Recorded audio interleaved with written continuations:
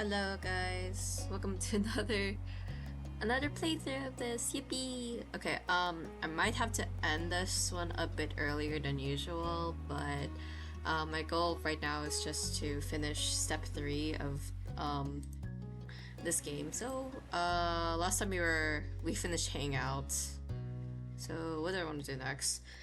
We could do drive. Cove has a car, so I'm assuming that's what it's gonna be like about you and Cove in the car, just kind of driving places.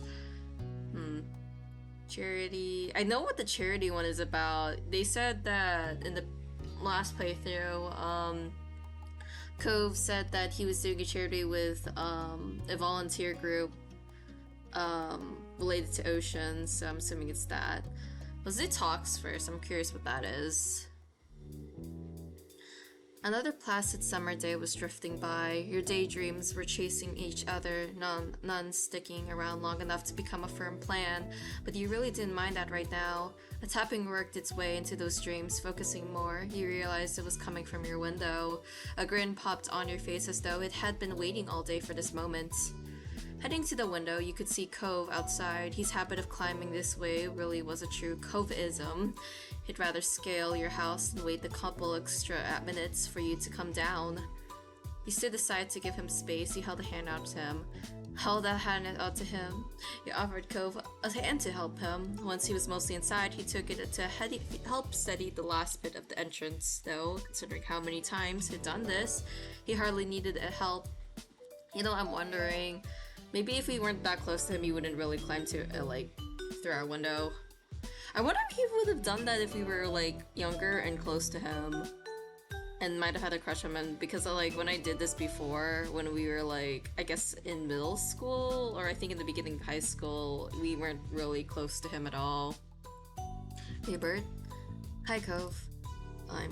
I'm glad you made it in, okay? Cove laughed at that and took one last look at his exclusive entrance. He hummed with a teasing look on his face. Yeah, I think it's pretty impressive that I've managed to keep this up without ending up with a new broken bone. Bruh, one day he'll fall. One day he'll fall and break a bone. Oh no, don't joke about that. Sorry. I promise it'll be alright. I'll be alright. Cove's voice came out quietly with a strangely pleased smile on his face. Did something happen? Cove opened his mouth to answer, only to have your phone ringing cut him off. You both turned to where it rested a little further up on your bed. It was still face down, so you couldn't tell who was calling. It's okay. Your attention shot back to Cove. He smiled at you awkwardly. Why? What's up? Go check. It could be important. I'll wait. Thanks. You shuffled forward and scooped the little noisemaker into your hand. You flipped it over and checked the caller ID. It's Miranda. Oh, you should answer it. I want to say hi too. With a nod, you accepted the call and set it to speaker. Hi, Miranda. Hi. There was something off about her tone. Cove met her gaze, and you saw the same confusion in his expression. Heard from Terry at all? Or did you hear about her from Cove? Huh? No, she hasn't called me, but Cove is with me right now. Hey. Oh, hi, Cove. Is that why you were going to say?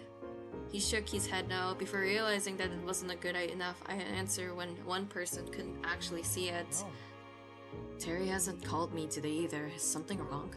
At that, Miranda couldn't hold herself together any longer. The muffled sobs from the other side of the line were unmistakable.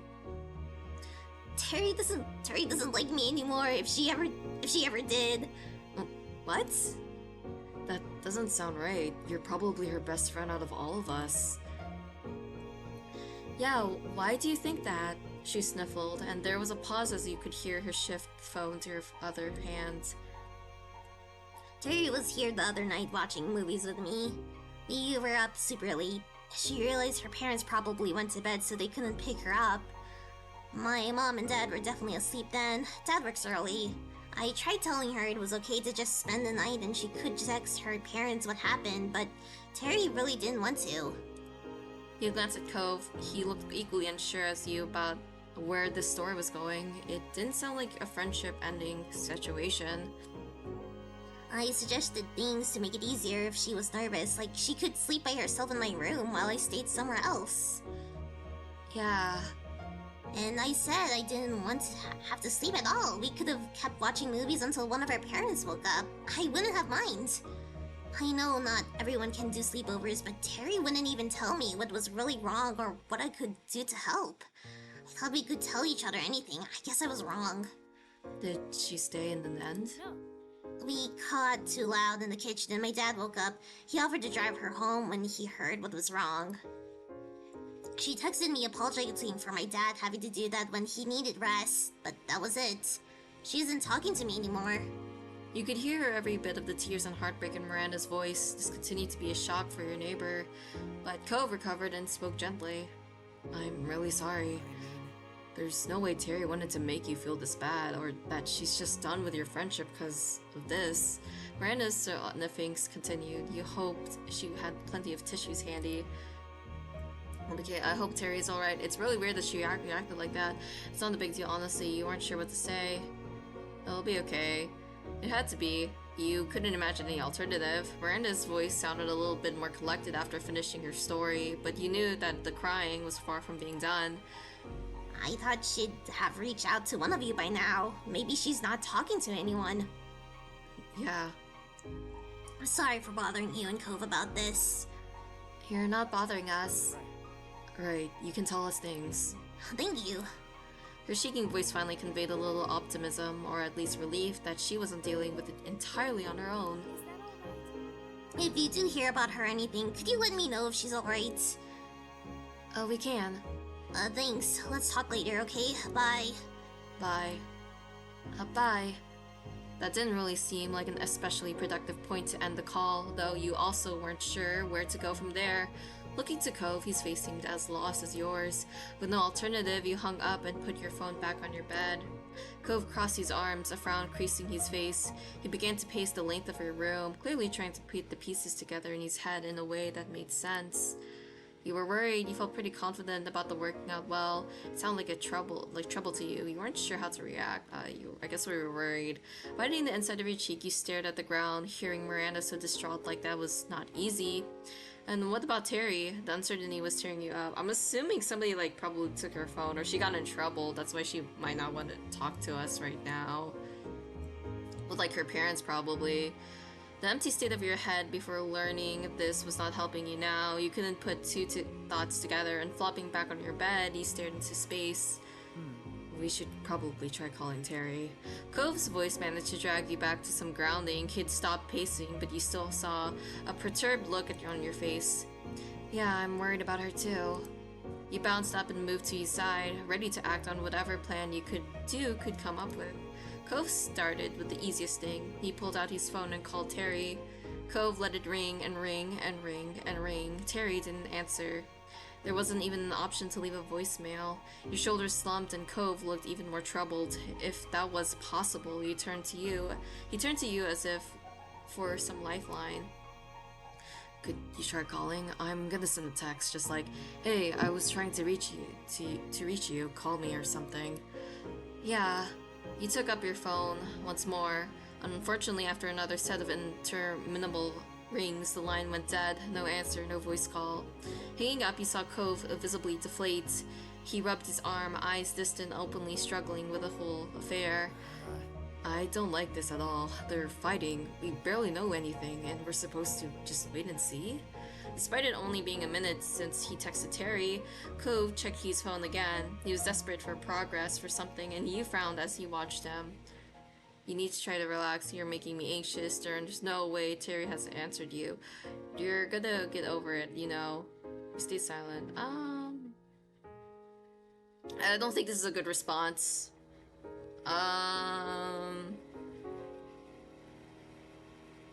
Is this a good... I don't know if this is a good response. I don't want to be silent either. I'm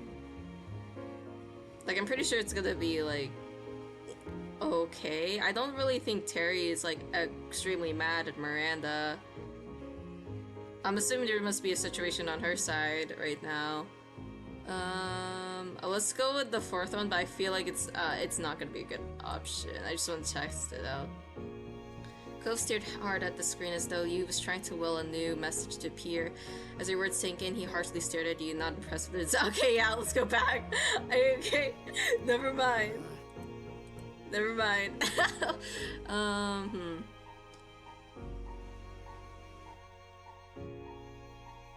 Well, I can. This one could be like depending on your delivery. I've kind of realized that this is just depending on your delivery. I'll say this. Cove stared hard at the screen as though he was trying to will a new message to appear. As your words sank in, he forlornly let his gaze fall to the side. Cove's voice came out so small and quiet that you would have missed it if he hadn't already taken your full attention. Sorry. He nodded slowly. Cove closed his eyes, letting out a sigh as though trying to clear away pressure from inside his chest. Glancing at your own phone in vain, you considered sending a text message too, if that would even help. It was making you feel all twisted up. You could see the same sort of discomfort on Cove's face. There was something consoling in that, at least. Words drifted from his mouth like a feeble breeze. It'll be fine. It's gonna be okay. Yeah. You could hear it in both of your voices how much you wanted to give and receive reassurance. You tried to believe the sentiments, weak as they were. Should we?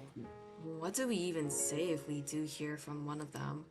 His pacing resumed as he attempted to answer his own question. We should probably tell them to talk to each other instead of only us, maybe? He slowly came to another halt, like a gear winding down.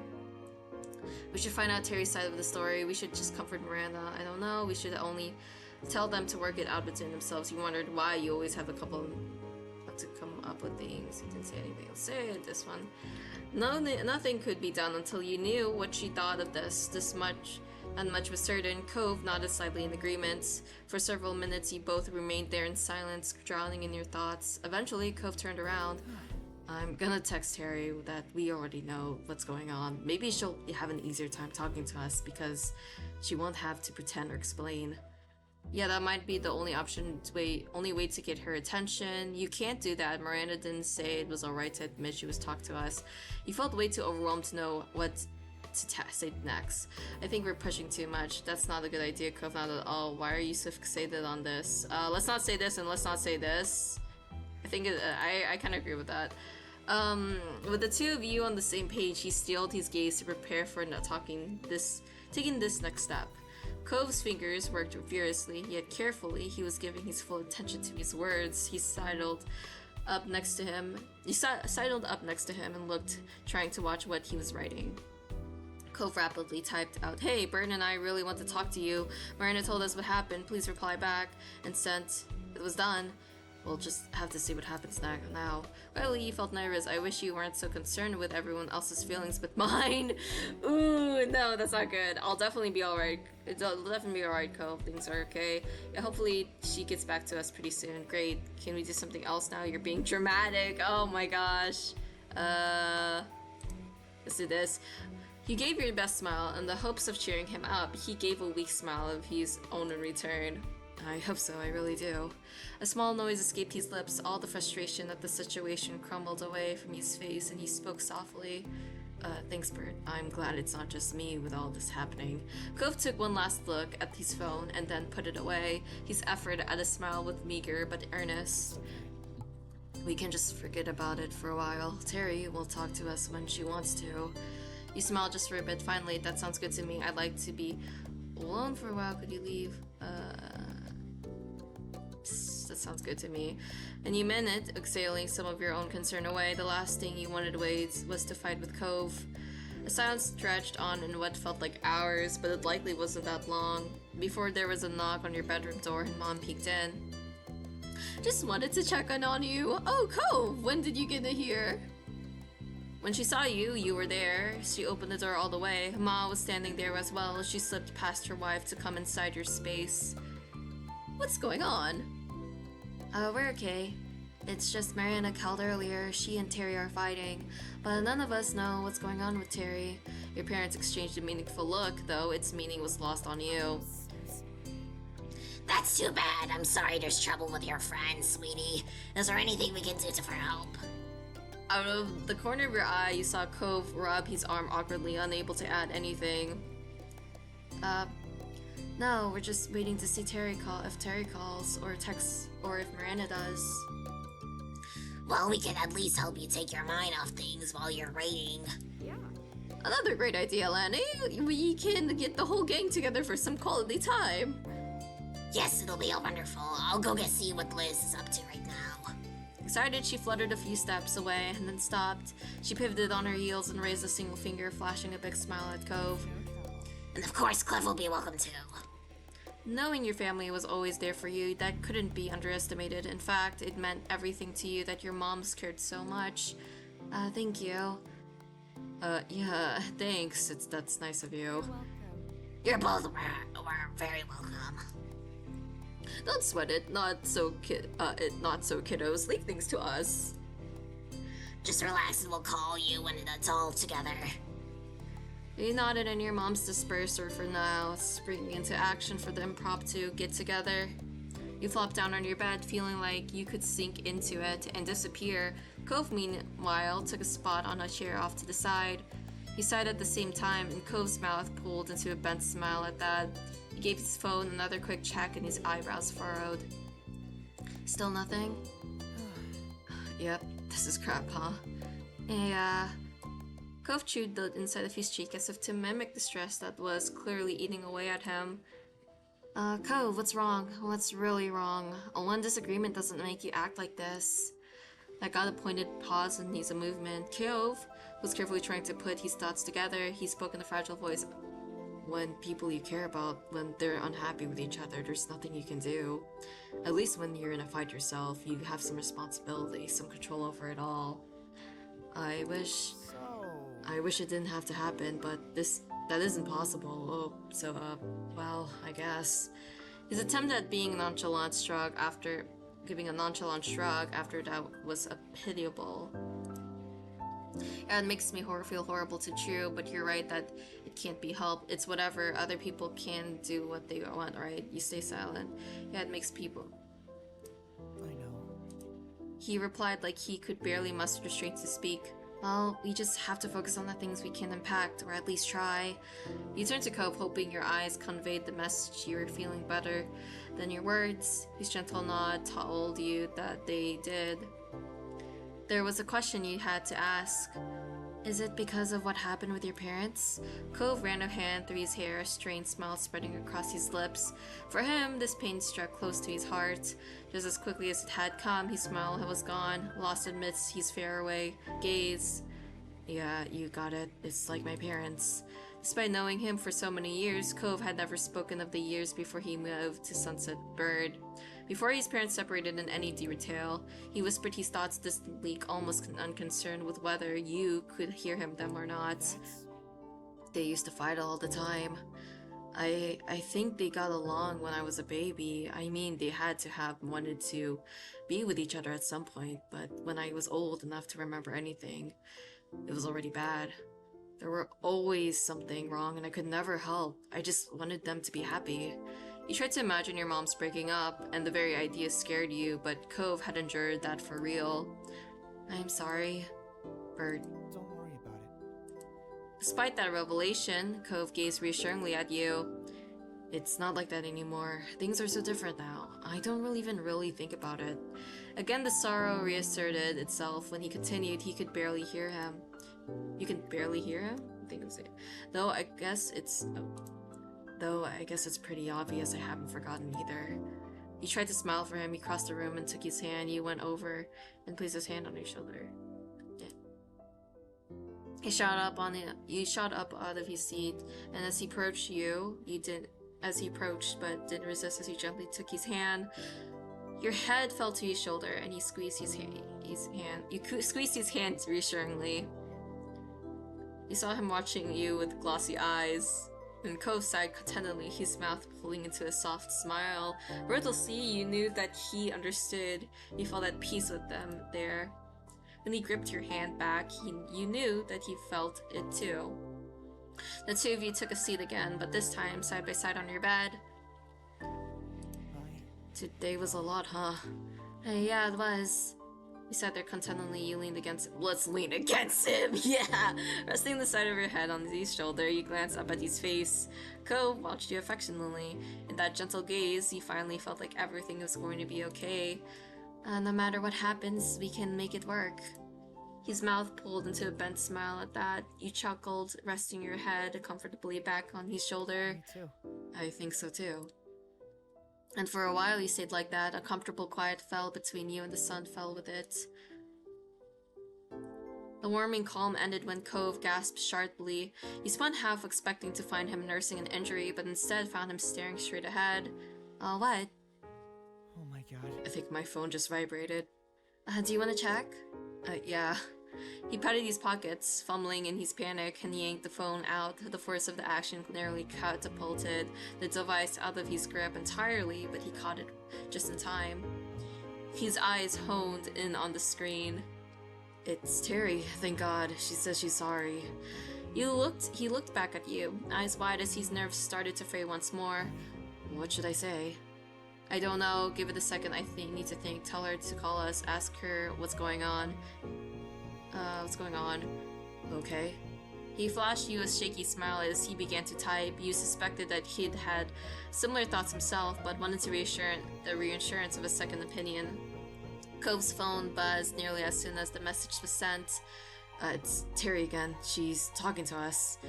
She asked what about how Miranda said, but wait. You leaned in, watching the conversation unfold on Cove's screen. She's gonna actually call. Cove held his breath as he waited, though he was good with people. He'd never been at ease managing conflict. His phone rang out. Cove jammed the answer button. He switched the phone into speaker mode, allowing you to participate in the conversation. But despite his immediate reaction, his voice lacked the same resolve when he spoke. Hey. It was tentative, a white flag fluttering in the wind. Bert is here too. Hi. Hey, buddies. Terry's voice was barely recognizable without her usual quick pattern energy. Are things okay? I don't know, probably not. Cove tensed his free hand coiling into an anxious fist. Can you talk to us about what happened? Don't you know already? Miranda explained some of it, but it doesn't make sense to us. You heard Terry sigh over the phone as she unburdened herself. Pretty much. I was at Randy's house. We decided to watch some, movies. She's super like that. I had never been even seen before. I'll be right back. Hello, I'm back. Sorry for the delay. Where did I write this? Turns out there's a lot of those. We watched one, then another, and another. We were having so much fun. Each time one finished, she had another one to share with me. I didn't really think about the time. I only wanted to say yes to Randy and watch her movies. She spoke wistfully, but her words were full of affection. It was Randy, you know? I wasn't thinking about my schedule or what time it was. Yeah. Then I finally saw the time, and oh no. It was too late. I already knew I couldn't stay. She took a deep breath, her voice becoming softer when she resumed talking. I was so stressed out. I just couldn't deal with it. Miranda wanted to help, but she kept coming with the ways to make it better and trying to figure out why I was so upset and stuff. I was trying to remember her questions, and there were so many, but I couldn't really answer all of them. I didn't even know why some of her ideas didn't work with me. It made my head ache. I still had the first problem with Randy there, trying to help, blasting all these questions and suggestions at me faster than I could even think. She gulped, audibly sniffing. I got frustrated and told her to just leave me alone, but then she wanted to talk about why I wanted that, and when we started having a fight in the kitchen, it woke Randy's dad up. We told him about how I wanted to go home, but my parents couldn't get me, so Mr. Eckert offered to do it. Oh. I accepted because I definitely couldn't stay then, not after throwing a racket and turning it into a big deal. But I feel awful and embarrassed. Why did I yell at Randy and hurt her feelings? And I made her dad lose sleep by waking him up and having to drive me home. What do you say after that? I have no idea. I don't know where to start, and I don't want to make it worse by saying the wrong thing and fighting again. So, I'm not talking. Terry, Randy isn't mad at you that you didn't want to stay or that you fought. She just wants to feel like you can talk to her. I mean, you can say whatever you want. She'll listen. Talking to her at all is pretty much the only wrong way to go about it. Terry laminated lamented mournfully on the other end of the line, but he had a point. Unless she faced Miranda again, there would be no resolution. He looked at Cove, hunched over the phone, staring pensively into it and searching for a solution. This couldn't be solved with the other key party missing, but what if you brought them in? Your phone was still free.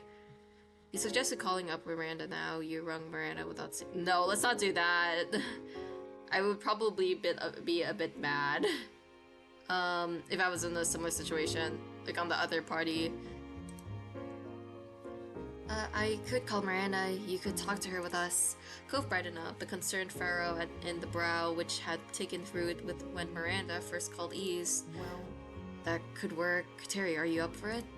She made a noise that wasn't a word, but nevertheless conveyed her hesitation and worry. But she brought it to a close with a decisive exhalation, as if pushing all the negative thoughts from her body. Alright, I'll do it.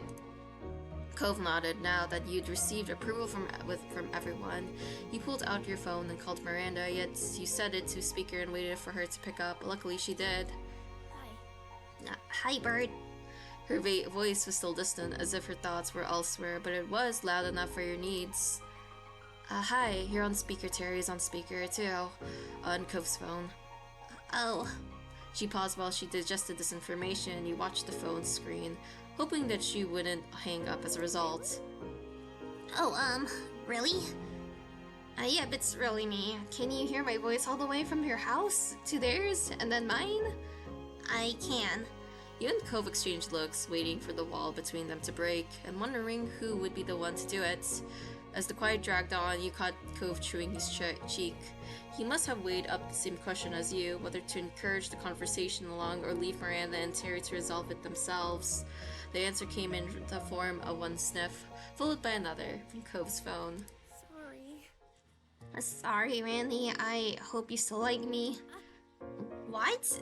You were the one acting as if you didn't like me. Oh, I feel like I'm mixing their voices.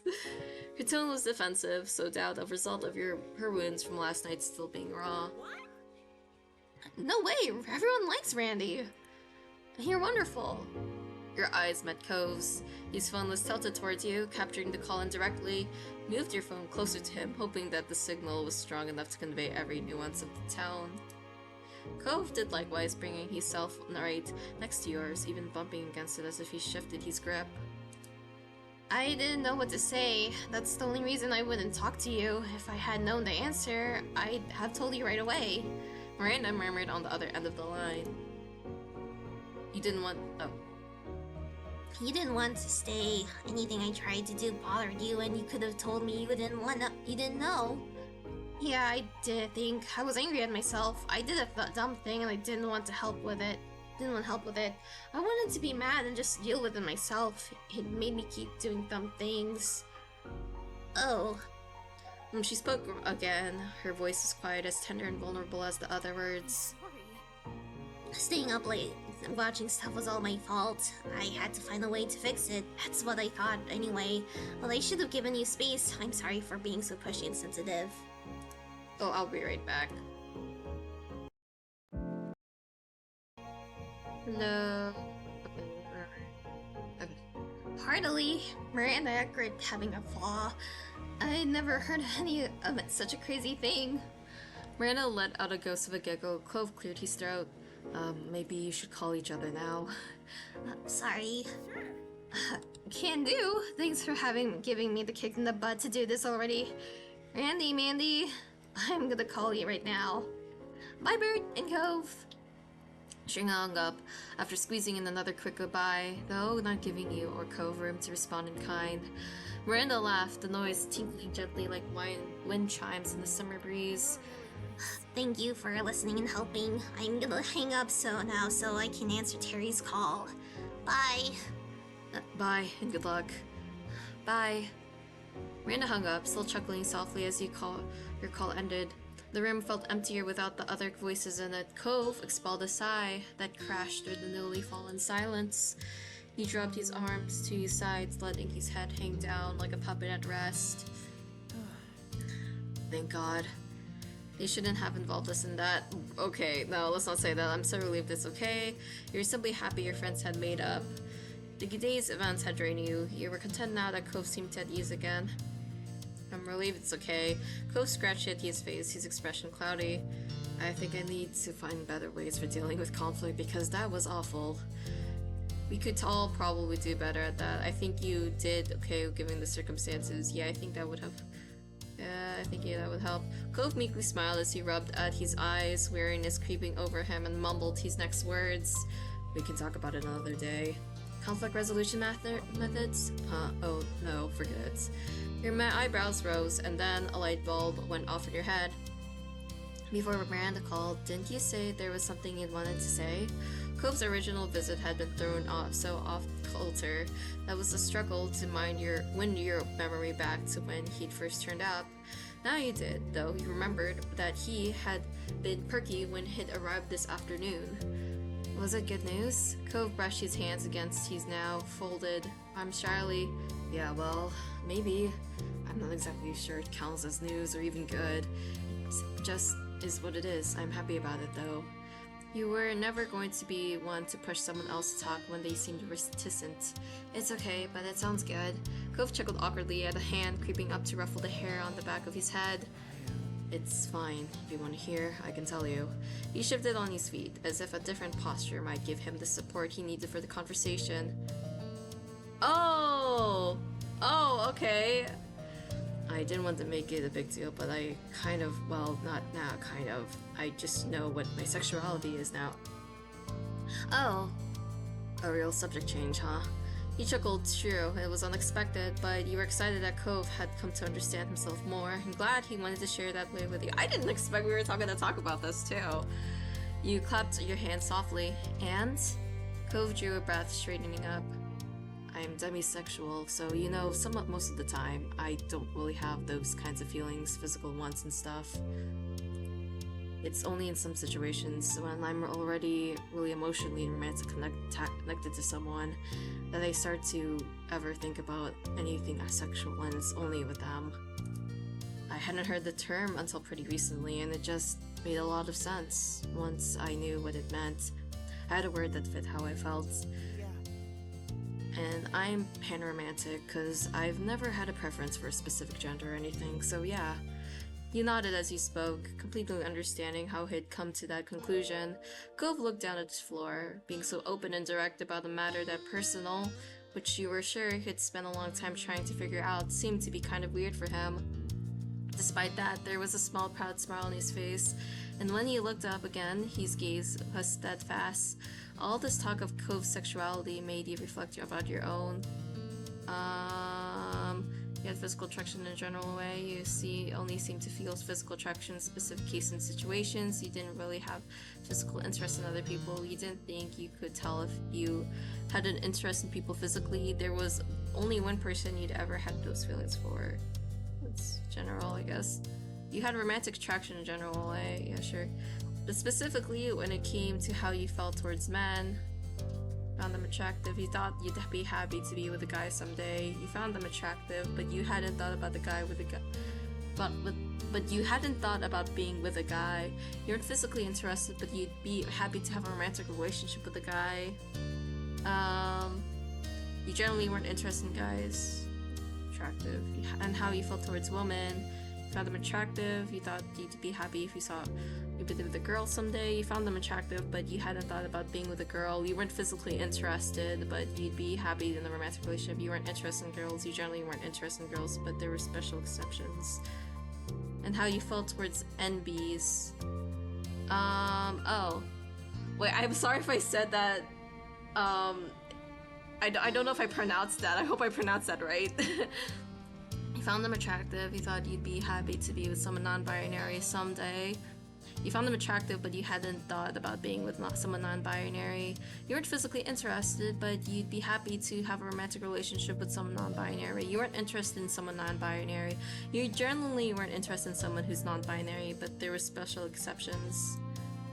You already told Cove your own sexuality in the past. You hadn't told Cove anything but your sexuality. Let's say we have.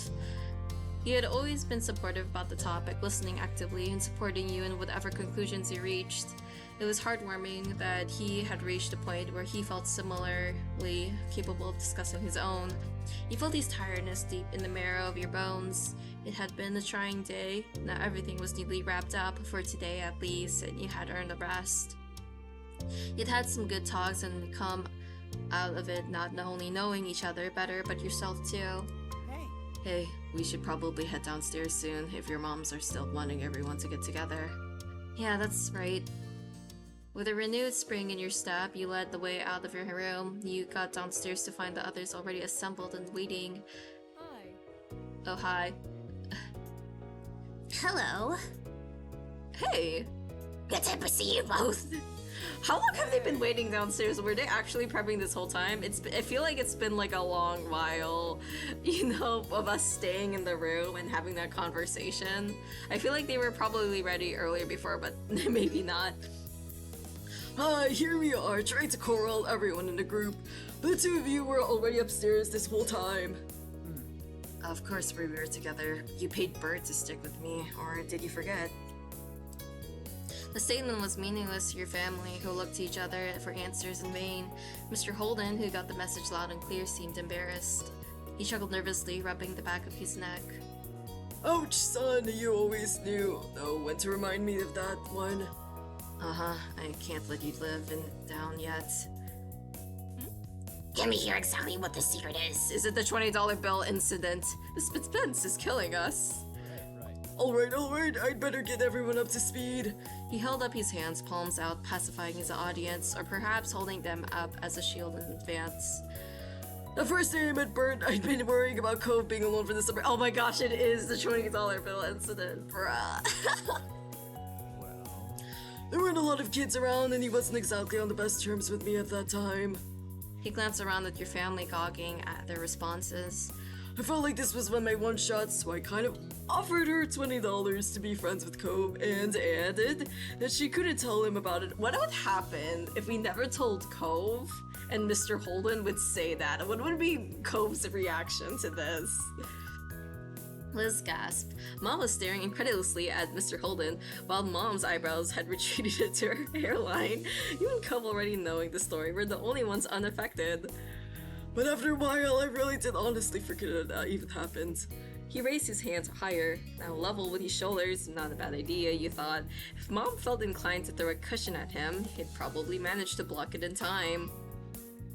I know that's bad, but I've had so many grand ideas over the years, it's hard to keep track of them all. I'm really curious to see a playthrough. What if we got the $20 bill, we never told Cove about the $20 bill incident with his father and us, and we were always mean to Cove. Like, what would have happened if we reached to this point? Would have been Cove's reaction to this? Cove smiled, placing his hands on his hips and shaking his head at his father's antics. I can't believe you, though also I totally can. Your moms were less indulgent. The shock had ebbed away to displeasure. Mom's foot was tapping rapidly as she frowned at the next door neighbor, while Ma had her arms crossed over her chest and her lips pursed. I'm sorry, Bert, and I'm sorry to your parents too. I was way out of bounds. Don't worry about it. Everything worked out. Your moms gave each other that look where they seemed to communicate with eyes only alone. Alright, Nell, that's that done, and it won't happen again. Absolutely. It definitely won't. Good. It's a little surprising that they were letting him off the hook, but on the other hand, it was a long time ago now, and you were sure your moms remembered those painful early days of Cove's arrival too. Mr. Holden wasn't a potential bad influence anymore, so the lecture would be pretty moot. Instead, your ma gave him a lenient smile. Now that it's settled, why don't we find something to do? Nods of agreement cascaded through the group and a couple waves at the suggestion. Mr. Holden's shoulders slumped with a release of tension. He brought his hands down, tucking them away in his pockets. Cards? There was a murmur of interest from the others. Oh, Mr. Holden's pretty good, of course. You were keen to play, that was fine with you. You'd play along with the others. You didn't really want to play cards. Most of the people of the group was eager to play. Mr. Holden was demurring. I think I'll sit this one out. Oh, okay. Wow, okay. He usually plays cards, though. Where's the fun in that? Join in. We're not too angry with you. Yes, and I know there's a lot of people, but we can make it work. Mr. Holden shrunk into himself, embarrassed by their attention. Dad, you love playing cards. We do it at our house all the time. He piped up a bit to back up when Cove was saying, yeah, I've seen that too. Dad? Mr. Holden broke under the combined force of everyone's attention. Cove and Bert, you're adults now, you deserve to know the truth. I used to throw the cards game so you could win.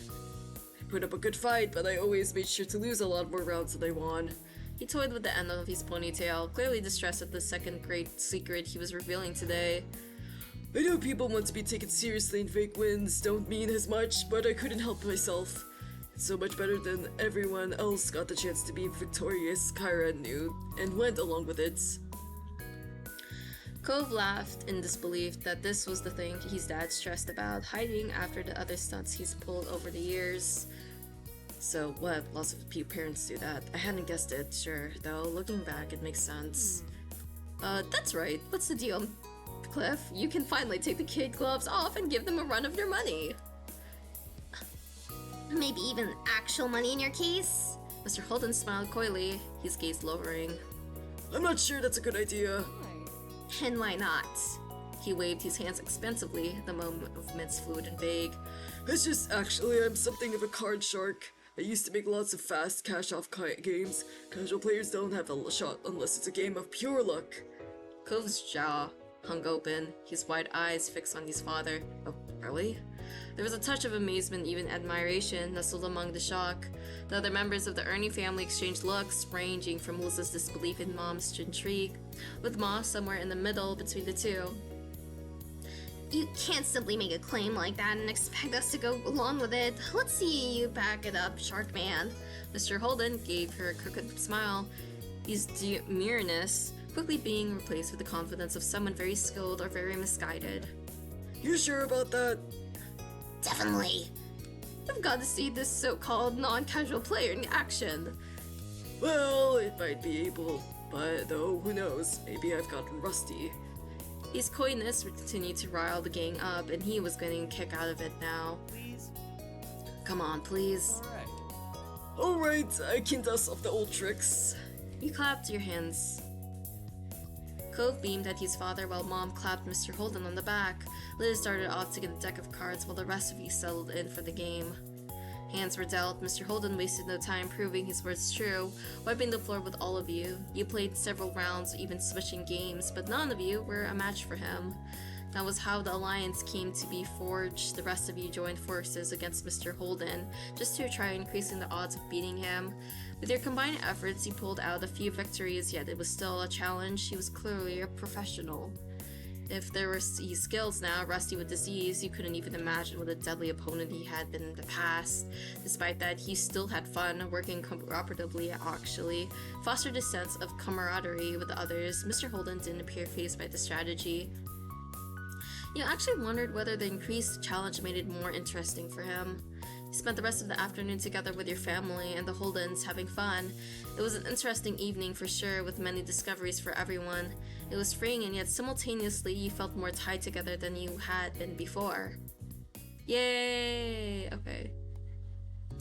Let's see. Oh wait, no. I'm good. Errands, charity. Let's do errands. Let's see what's in errands. Oh, we haven't seen this background before. From the moment you woke up, you knew that today was going to be busier than usual. There was a list of errands that needed to be finished before the day was done. First up was visiting one of the biggest farmers markets in the area. It was only open 2 weekends of one during certain parts of the year.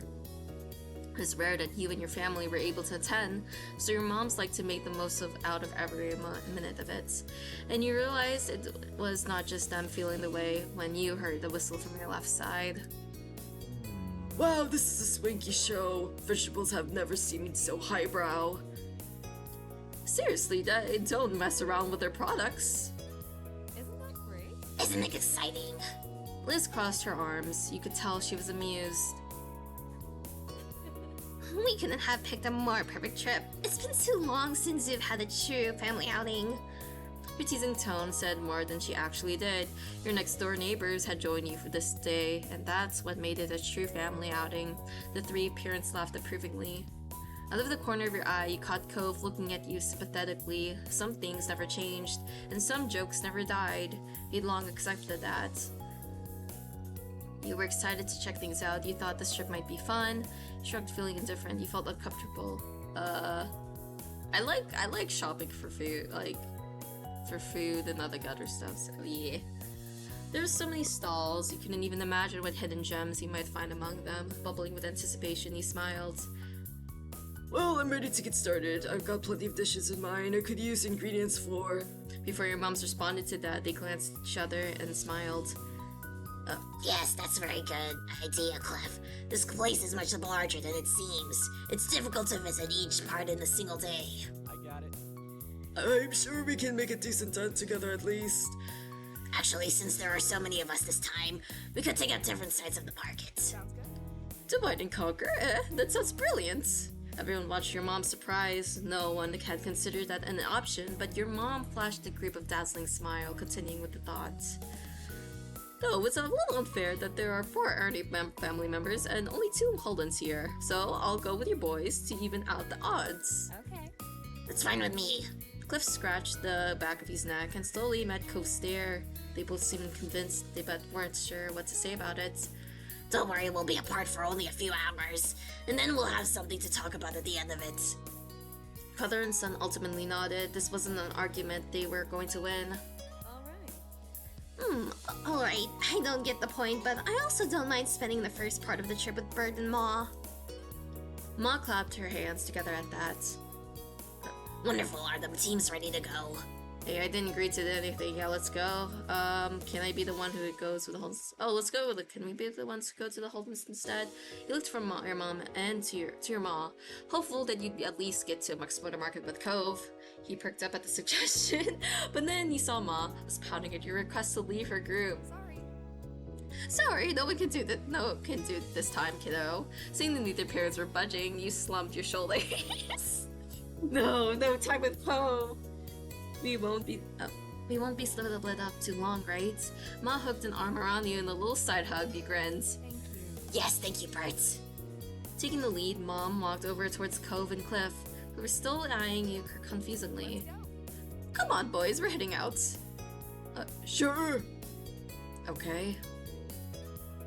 Cove looked at you softly and found himself pulled forward, stopping in front of you. His expression flickered, for a moment hesitant. Aw, bye! Bye. Suddenly he twitched slightly, his whole body getting stiff. He jerked his gaze back at your mom, and you realized that she had grabbed the hem of his shirt. She gave it a small tug before letting go. Time's a wasting, Cove, and I've known you long enough to be aware that you're one to linger. If I don't stop you now, you'll only drag your feet on parting ways more. The 2 of you can survive one morning part, probably. We have important shopping to do now. Cove gasped at what he felt was truly obscene thing to say. His face burned red, but that was ignored by him. He spoke with an unimpressed roll of the eyes. Seriously? You don't need to literally pull me away from Bert. I'm not that clingy. Mom snickered with a shake of her head. Cove's eyebrows raised over the reaction, and you turned to Ma. She wouldn't meet his eyes as she whistled innocently. Liz smirked ear to ear, and Cove whipped his head towards his dad. Mr. Holden couldn't offer anything more than an apologetic shrug. It was only then that it dawned on Cove that everyone did think that he was that needy. Finally, he dared to face you, wide, pleading eyes. Don't make fun of Cove. Who said you were allowed to say things like that to him? Cove is totally capable of being independent when he wants to be. There's nothing wrong with being attached to it's nice. Oh, come on, Cove, you know how it is. Suddenly sit back at him. Totally capable of being independent. He spoke very matter of fact of fixed his stern gaze on the group. Cove meanwhile beamed at having you for support. Without thinking, Cove took another step forward, feeling drawn to you. Also again, Mom grabbed the back of his shirt. She tried suppressing her laughter, but a few chuckles escaped. Actions speak louder than words. Cove's mouth twisted as he struggled to come up with something to say. In his defense, he was so nearly embarrassed all over again. Yeah, well, so what? The admission had Liz, your moms, and your dad bursting into laughter. Cove grimaced and walked several steps from the group before stopping. He clearly wanted to move on, so much that he was physically moving away. You smiled softly at him.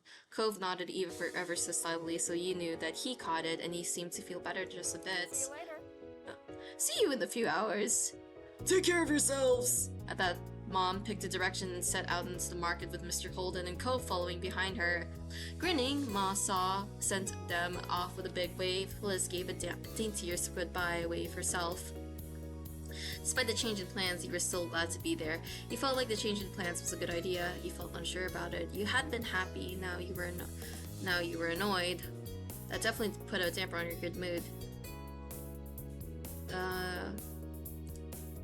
It wasn't what you'd imagined, but that didn't matter. There was a whole market to explore, and you couldn't wait to find some good stuff. When they were gone, Ma cheerily turned towards you and Liz. She put her hands on her hips. Do you think there will be any nice ginger around here? We'll have to find out. He nodded in agreement, keen to truly get the trip going. Ma led you both into the busy market. Some time passed browsing. There was only a few stalls you stopped at. You had fun chatting and laughing, pointing it to the various things to Ma and Liz and vice versa. At one point, Ma stopped suddenly. She put a hand on her belly and gave a half-hearted smile. I think I should have you use the bathroom before we left home, like the two of you responsibly did. Just need to pee. Yes, Liz, I'll have to visit the ladies' room now. Should we wait here? Should Liz and I go on without you? Should we all go with you? Should we wait here? Ma craned forward as she struggled to pinpoint the direction she needed to go. She gently brushed your comments away. There's no need to worry about me for this or waste time standing around. Keep on shopping. Though actually, I might need help finding my way. Can you please call Mosey? You and your sister had to share a look over that. Why do that, of all things? Ma, if anyone should go anywhere on their own, shouldn't it be you? You're the one needing a detour and you're the parent here. Ma giggled, unfazed by the resistance. Liz, meanwhile, tipped the brow of her hat up, watching Ma skeptically. Soon enough, Bert will have to handle doing these kinds of errands on her own. This makes good practice. What? Ma hugged an arm around Liz's and pulled her along. Have fun. Have fun, we'll find each other again later. Excuse me? What? So why would you just leave me here? Okay. I guess we're gonna be paying a bunch of... We're gonna be buying a lot of food, I guess. She wants us to be independent. You waved. Dumbstruck, you gave a small wave as they waded into the crowd. They were out of sight within moments, and what started as a group outing rapidly became you. Entirely on your own. You were very overwhelmed. You thought, screw them. You were done with this whole trip. You felt great being left on your own. You thought Ma was being ridiculous, but you didn't really mind. You didn't know what to think. I want Bert to be overwhelmed. Let's make Bert overwhelmed. You weren't prepared at all to be flung out here on your own. You walked off on your own. You texted Cove to meet up. You found a place to sit where you... Oh, wait, Cove. At that point, you had no interest in your mom's plan. If they weren't going to stick around to follow it through, you were going to do what you actually wanted. Taking out your phone, you quickly pulled your chat with Cove up and said, "Hey, would you want to shop with me, or could I join your group? Ma and Liz left me." It wasn't long at all before you got a response back. Cove responded in rapid fire messages. What? Wait, where are you? You took a survey of your surroundings and then sent him a description of where you were and the path you took to get there. While you waited for his response, you watched all the people moving around and past you. There wasn't a single familiar face. When your phone received a new text, you breathed a sigh of relief. Okay, I'm on my way. Thank you, Cove. Cove couldn't get there fast enough. There wasn't any reason that you could think of why you want to wander around the market alone. When you were certain Cove wasn't sending any more messages for now, you went to put your phone away. The familiar keychain caught your eye, bringing a warm smile to your lips. It was still so easy to remember those early days of your relationship with Cove, his pink cast, his big sad eyes, his frustration with his parents, but through it all, he was there. Since you met him, Cove had always been there. You had grown up to really appreciate what it meant. You placed your phone back where it belonged and checked around for a nearby stall to kill time at. One pulled your focus. Oh, what is that? Oh, wait, is this like What is this? Fudge. Oh! Ooh, we should get the dark chocolate mint. That looks good. While most stalls were selling various garden-grown foods, this one had an array of homemade fudge. There were even vegan versions of every option.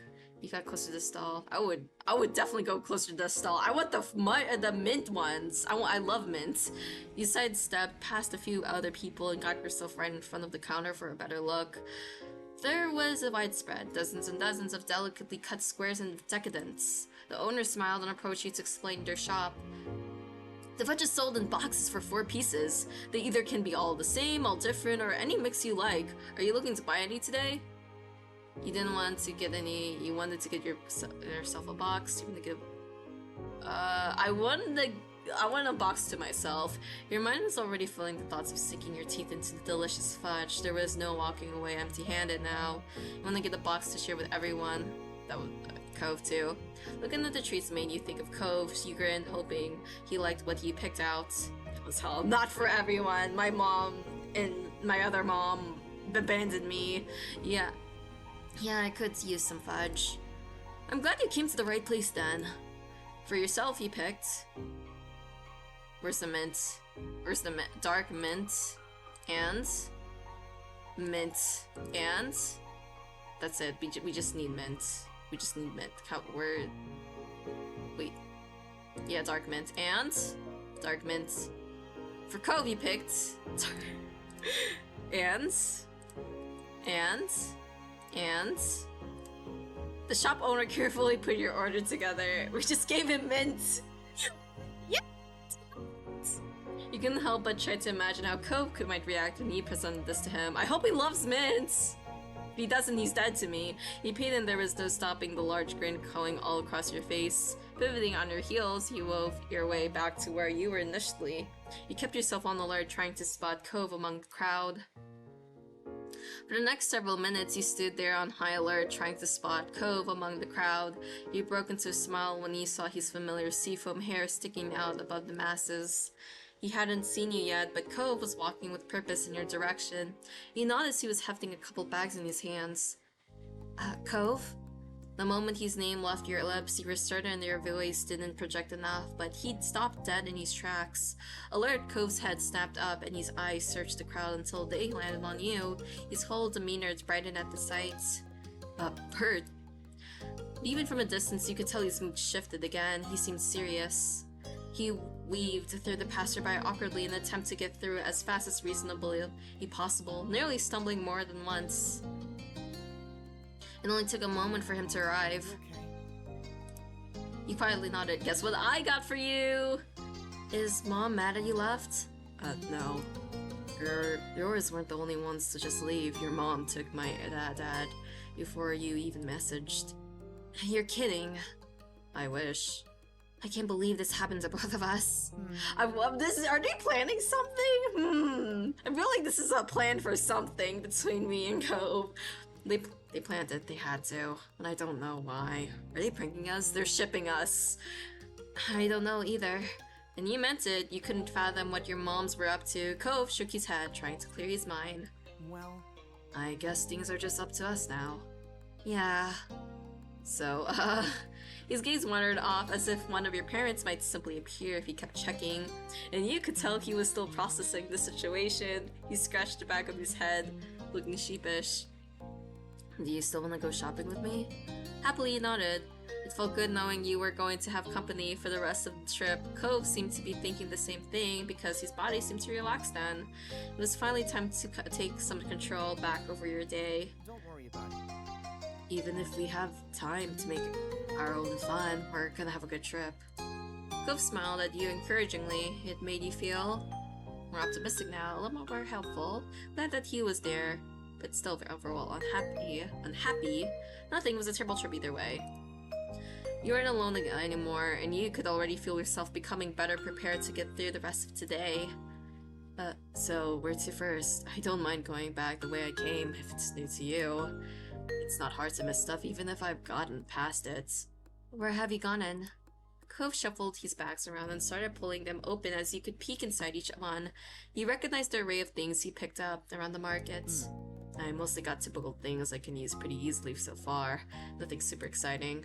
There were a few red onions, some lemons, some sweet potatoes, among other things. They were wrapped up so you couldn't discern what they were. What Cove brought made sense, but it was far from a complete selection. You glanced all around at the nearby stalls. Want to start over there? Cove followed your eye as he pointed at one of the larger stalls. It was filled with several kinds of staple fruits and vegetables. Yeah, let's go. Once a few people finished paying and moved, you and Cove got yourselves directly in front of the shop. There were so many things to pick from. Oh, whoa, that's a lot. Okay. I like onions, lettuce, apples, oranges, cucumbers, carrots, lemons, limes, spinach, potatoes, yeah. Happily, you paid and waited for Cove to make his purchase. Oh, ready to go? Cove grinned, satisfied with his new choices. He had added another bag to his small but growing collection. He nodded. All right. Okay, now let's go. Together, you and Cove wandered the market on the lookout for any stalls that caught your attention. Cove was waiting around with a spring, and he stepped talking about the various meals ideas he had in mind. Oh. Sorry. After a while, you had to go to greater distances to find something of interest. Several of the stalls were selling the same goods. It was only a matter now of which you wanted to buy from. You continued ambling down the path until Cove disappeared suddenly from your peripheral vision, pulling you away from your thoughts. Cove? You spun around, spotting him some steps back. He was standing still. You followed his eye line past the crowds. Immediately, you knew what grabbed him: homemade jams and local honey. The stall was glittering with quaint glass jars stacked high, each encasing the gels of varying colors. Cove's eyes were practically sparkling at the sight. His feet automatically began to take him there, likely without being fully aware he had made an unexplained detour. When you got closer, you were surprised there were even more varieties that you thought. There were even more different honeys based on what type of pollen the bees used. Cove's focus seemed torn between the bottle of blackberry jam and one of clover honey. Did you want some honey? You said, just to tease him. I wonder what on earth could you possibly want at this stall? Everything looks really good. Shook your head at him disapprovingly. You quietly left him. I want to say this. Dumbfounded, Cove nodded in response. Aw, he's blushing. Ha ha ha. His face was burning red. He grinned, way too pleased with your own joke. You thought things over for yourself too. Ooh, rhubarb jam. Honey.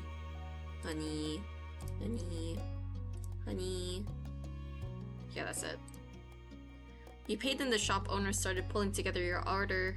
They carefully packed in enough couple of bags with paper. Thank you very much. Amused, you watched Cove give in and just buy both the clover honey and blackberry jam. He went all in getting spring wildflower honey and plum jam too. The shop owner thoughtfully wrapped each in brown paper to protect them before putting them away in the bag. He handed the purchase to Cove. Thank you. You both stepped away from the stall. Cove didn't fail to notice the look that you'd been giving him since he agonized over his toast toppers. Hey, this doesn't go bad for a long time, so why not stock up? I could have chosen one if I wanted to. Sure, and I get it. Why do you think I got so many too? Good then. As he began to stroll, Cove looked up at the sky. He smiled. It was sort of unexpected. Considering all of this was technically an errand, and unexpected changes often upset him. But he was happy, and Cove liked doing this kind of normal thing. And you could tell that Cove especially enjoyed doing kinds of things with you. You blushed thinking about how comfortable doing this with Cove felt. You're feeling better than you were earlier. You were just feeling done about how the trip turned out. Cove's pleased as he ignored you. Nah, let's just do this. It felt more normal, and it felt more than normal or mundane. It felt right. I'm glad you're having a good time. We're so domestic. I wonder what the others are doing right now. Cove didn't seem to know what to say, and that was understandable. In your mind, you figured they would have regrouped by now. You wondered what Liz had to say about everything, but it wasn't that big of a deal. Later, when you spotted a less crowded area, you took a break from browsing. Cove started rummaging through one of his bags just to check on how his goods were doing. A smile grew on his face and he went on to the next. He chuckled, knowing that Cove wouldn't let anything go to waste. There wasn't a single doubt he was gonna eat it all. You held a hand in front of your face as you squinted upwards. The sun had moved quite a bit. You'd been at the market for a good while now. Neither your feet nor your arms were sore right now, and Cove looked to be doing fine too, but that was something that could be coming. There was a price to pay for this much shopping, and it wasn't always just in money. Can you give me a figure? Yes! Sure. Yeah, for you, I can do that. Thank you. This is the third time! Let's go! Cove crouched down low so you could climb on. You pressed yourself against his back and comfortably wrapped your arms around his neck. Once you were in position, he stood. Your head steadily rose high above the crowds. It was lifting your spirits pretty literally. Cove huffed, letting out a breathy laugh. Are you okay? Yeah, just realized this means I'm the one carrying all the bags too. Not just you. Yeah, let's go! You carry everything! Yay, don't need to do any work. Should I get down? No, I've got it. Cove took a few test steps and then stopped. He grinned, pleased with himself. Ready to get going? Mm-hmm. Keep an eye out for any good deals. While you're up there, you got the best view around. You laughed at that, pressed your cheek onto the back of his head. His hair was soft. You were glad he couldn't see the blush growing on your face. I'll try. And with that, you and Cove continued your trip through the market together. Ma and Mom had both texted you during the trip, though only to say that they hoped you found some good stuff and that they'd see you later. There were no answers on where they went or why. You and Cove continued to wind your way through the bustling market, the list of outstanding items steadily shrinking while bags grew heavier. Oh yeah, I can just imagine the more we buy stuff, the more Cove has to carry, and I'm in the piggyback, right? And he's just kind of like suffering while we're on him. As you had an unrivaled view of the market thanks to Cove's height, locating the produce your heart desired had been easy. Carrying every single thing purchased as well as another person made it hard for Cove to check his own phone, so he'd made do without. Eventually, though, he'd said that he ought to check if anything important had come through, so your ride came to a stop out of the flow of foot traffic and you dismounted his back. Cove rearranged all the bags he was carrying, freeing a hand so that he could pull out his phone. He watched his eyes dart over the screen as he read the waiting messages. Not important, I can reply to that later. He mumbled his verdict under his breath. Then Cove's face scrunched up in confusion. Wait, I've got a message from my dad. Listen to this. Cove, I was part of the plan. I didn't know what was going on when I left with Bert's mom. Where are you? I wasn't part of the plan. He sent this ages ago. I didn't hear it come in. He's sent another one since then. Says he hopes I'm alright and that he's not bothering me. The newest one says everybody's going to the parking lot soon and we can meet up there. He lowered his phone, eyes narrowed, the same conclusion that was settling on you and landed on Cove as well. So it was on purpose. Yeah, for what? The crowd of people passing by stayed as noisy as ever, a sharp contrast to the silence that had fallen over you in Cove. He was rubbing the screen of his phone against his shirt, wiping away dust and debris. He continued scrubbing the screen along after anything could have remained the action of poor substitute for pushing away the awkwardness of the moment. You felt alright about it all. The whole mess was upsetting to you.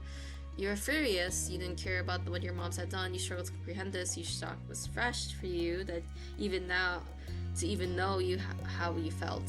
You felt alright about it. I don't know. I'm not really mad. There was no malice behind the plot. You were quite sure of that. Your moms must have had their reasons for doing this and hadn't harmed you in the way anyway. I just want to know why. How are they going to explain this? They can be really weird, huh? Are you okay? His voice was gentle. He nodded firmly. That's good. Abandoning us without a warning wasn't really a cool idea, even if they meant well, which they probably did. He looked you straight in the eyes. Not making a big deal out of this is nice. I'm not either exactly thrilled personally, but... So if you do want to complain to me, you can. I can't. I don't have anything to complain about. Maybe I am kind of mad. Okay, I'm disappointed. Kind of be annoying. You can be kind of annoying to me. You didn't say anything. Yeah. Nothing? Ever? I don't know. His mouth hung open, and then he laughed. Come on, you've gotta have plenty of stuff to complain about just from the stunts I pulled myself, let alone what's happened today. You cracked a grin at that. Despite yourself, he could certainly be a troublemaker when he wanted to be, but he could also be so kind. Dude, I'm fine, I'm okay, but thanks for checking in. After a moment, he stepped away from your face turned. Cove closed his eyes and took a deep breath. His brow creased and furrowed deeper into his scowl, his arms tightly coiling together. So they did do something stupid, I knew it. His voice had taken an exaggerated quality, but what truly distinguished it from Cove's typical speaking tone was an abundance of anger rage. This is such a chore. Parents are so dumb. Why do people have to go places with family members anyways? I hate them. So do we just do like their chores? Did we just buy this stuff for them while they're just like relaxing? Like why did they bring Liz with them anyway? Like why us? He got it instantly. It had been years since the boy with a bowl cut had been in the town for the summer, but Cove had never forgotten. To this day, he continued to unleash his impersonation whenever the moment felt right. Sometimes he wondered if the act had grown more exaggerated over the years, or if the kid really was always this ridiculous. You burst out laughing, you played along, you smiled quietly, you shook your head because silliness, this kid is never gonna live that down, huh? It was nice for him to try to cheer you up. Cove gave you a lopsided smile, letting the joke rest for now. Come on, we should probably go meet up with the group. Yeah. You didn't dally on any longer, slipping back into the crowd and making your way towards the entrance of the farmer's market. It didn't take long to reach the parking lot. Your parents, Mr. Holden and Liz, were already waiting there, and they waved at you both as you approached. Your own family seemed to be in pretty good moods. In contrast to Mr. Holden, he stared at Cove with open concerns as he got closer. Hey bud, hey Bert, how are you doing? The only person who actually cares, Mr. Holden. Aw, man. Aw, thanks, man. Would be doing better if we hadn't been abandoned in the farmer's market by our own families. You saw your mom's frowning at his response, Mom glancing from Cove to Mom with blinking eyes. Just because Bert is shy and tries not to complain doesn't mean you can just leave her out of your plans and expect her to go with every time. Mom hung her head, ashamed, and Mom had a hand pressed to her cheek. You could tell that they were quickly regretting their scheme. Robert voice. I'm so sorry, Bert. Her words were full of emotion. Mom squeezed Ma's arm. We were trying to make the errand more of a trip, less of a chore. Ma nodded. We didn't think you, Cove, and Liz wanted to be stuck trudging around the market with your parents all day. Especially not in the summer. But you're always very thoughtful and don't like to leave your moms behind, so we did ourselves. It was only going to be for the market, not the other stops, I promise. Still, you're right. We could have just told you and let you make your own call. I really am sorry. Neither of us meant to be upset you. Oh, gas, no brakes. We should have known better, sorry. Ma ditched me too, after pulling her urgent potty break stunt. And that helps, I went off to do my own shopping as it seems they planned. Oh, okay, so they abandoned her too, okay. Sorry I didn't check back with you. I wasn't thinking, just trying to blow it off. You quietly took the understories and what happened over to the side. Cove was talking to his dad.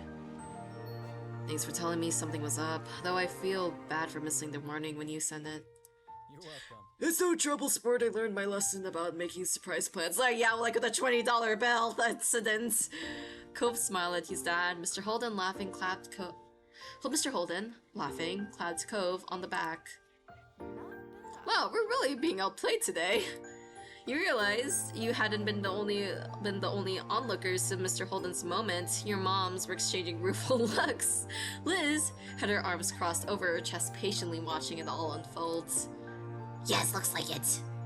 We'd better find some way to catch up. Maybe we can do Bert's chores for the next week. Yeah, let's go do all my chores. Mom jabbed Ma on the shoulder. You might be onto something, Bert. How do you like the sound of that? They looked at you hopefully. Sounds good to me. Make it 2 weeks. You're gonna have to do more than that. You're gonna have to do more than that. Mom laughed despite your totally serious words. I hear you.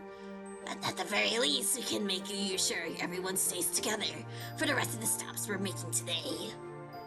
Y'all nodded at the suggestion. We won't let you down. We'll be the best sheepdogs ever, guarding the flock and catching any strays. We can at least be shepherds. You chuckled, your mood lifting in spite of the bumpy morning. It was going to be alright.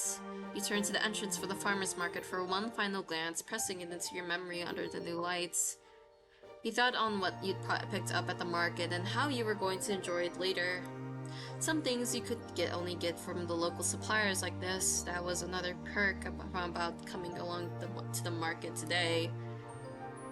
Cove then sidled up next to you, an eager smile on his face. You could tell from his expression that he was up to something. I know this wasn't part of the plan for the day, but nothing that happened really was, so... You smiled wryly at him, eyebrows raised. He laughed. Anyway, well, I sort of picked something out with your mind. You held a hand to your chest, staring at Cove as he explained further. Since your moms decided we should shop separately, I figured I could use the time to get you something, just as a little surprise. He reached into one of these bags and retrieved one of the wrapped-up objects. You accepted the unexpected present, and he looked on excitedly as he tore off the paper. It was a glass bottle of lemon lime soda. You didn't need to taste it to know that it would be nice. It was a boutique product. I actually don't like soda, Cove. Cove, I don't like soda. You might have given me the wrong thing. It was heavy in your hands. The container was smart metal cap, reaffirming the quality. Even the label, constructed from coarse paper rather than a flimsy sheet of plastic, was distinctive. You were practically bouncing in anticipation. Yeah, sure we were. And he smiled sweetly at your reaction. It's not a big deal, but I just thought you might like it.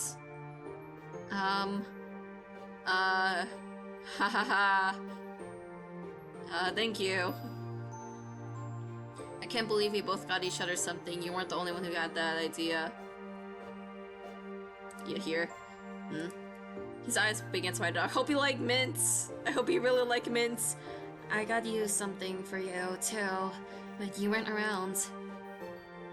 There was a burst of laughter, first from your mom, followed by a chorus of chuckles from the other three. You'd forgotten that they were still hanging around. Unfortunately, they hadn't paid you and Cove the same courtesy, and had been listening in on your conversation.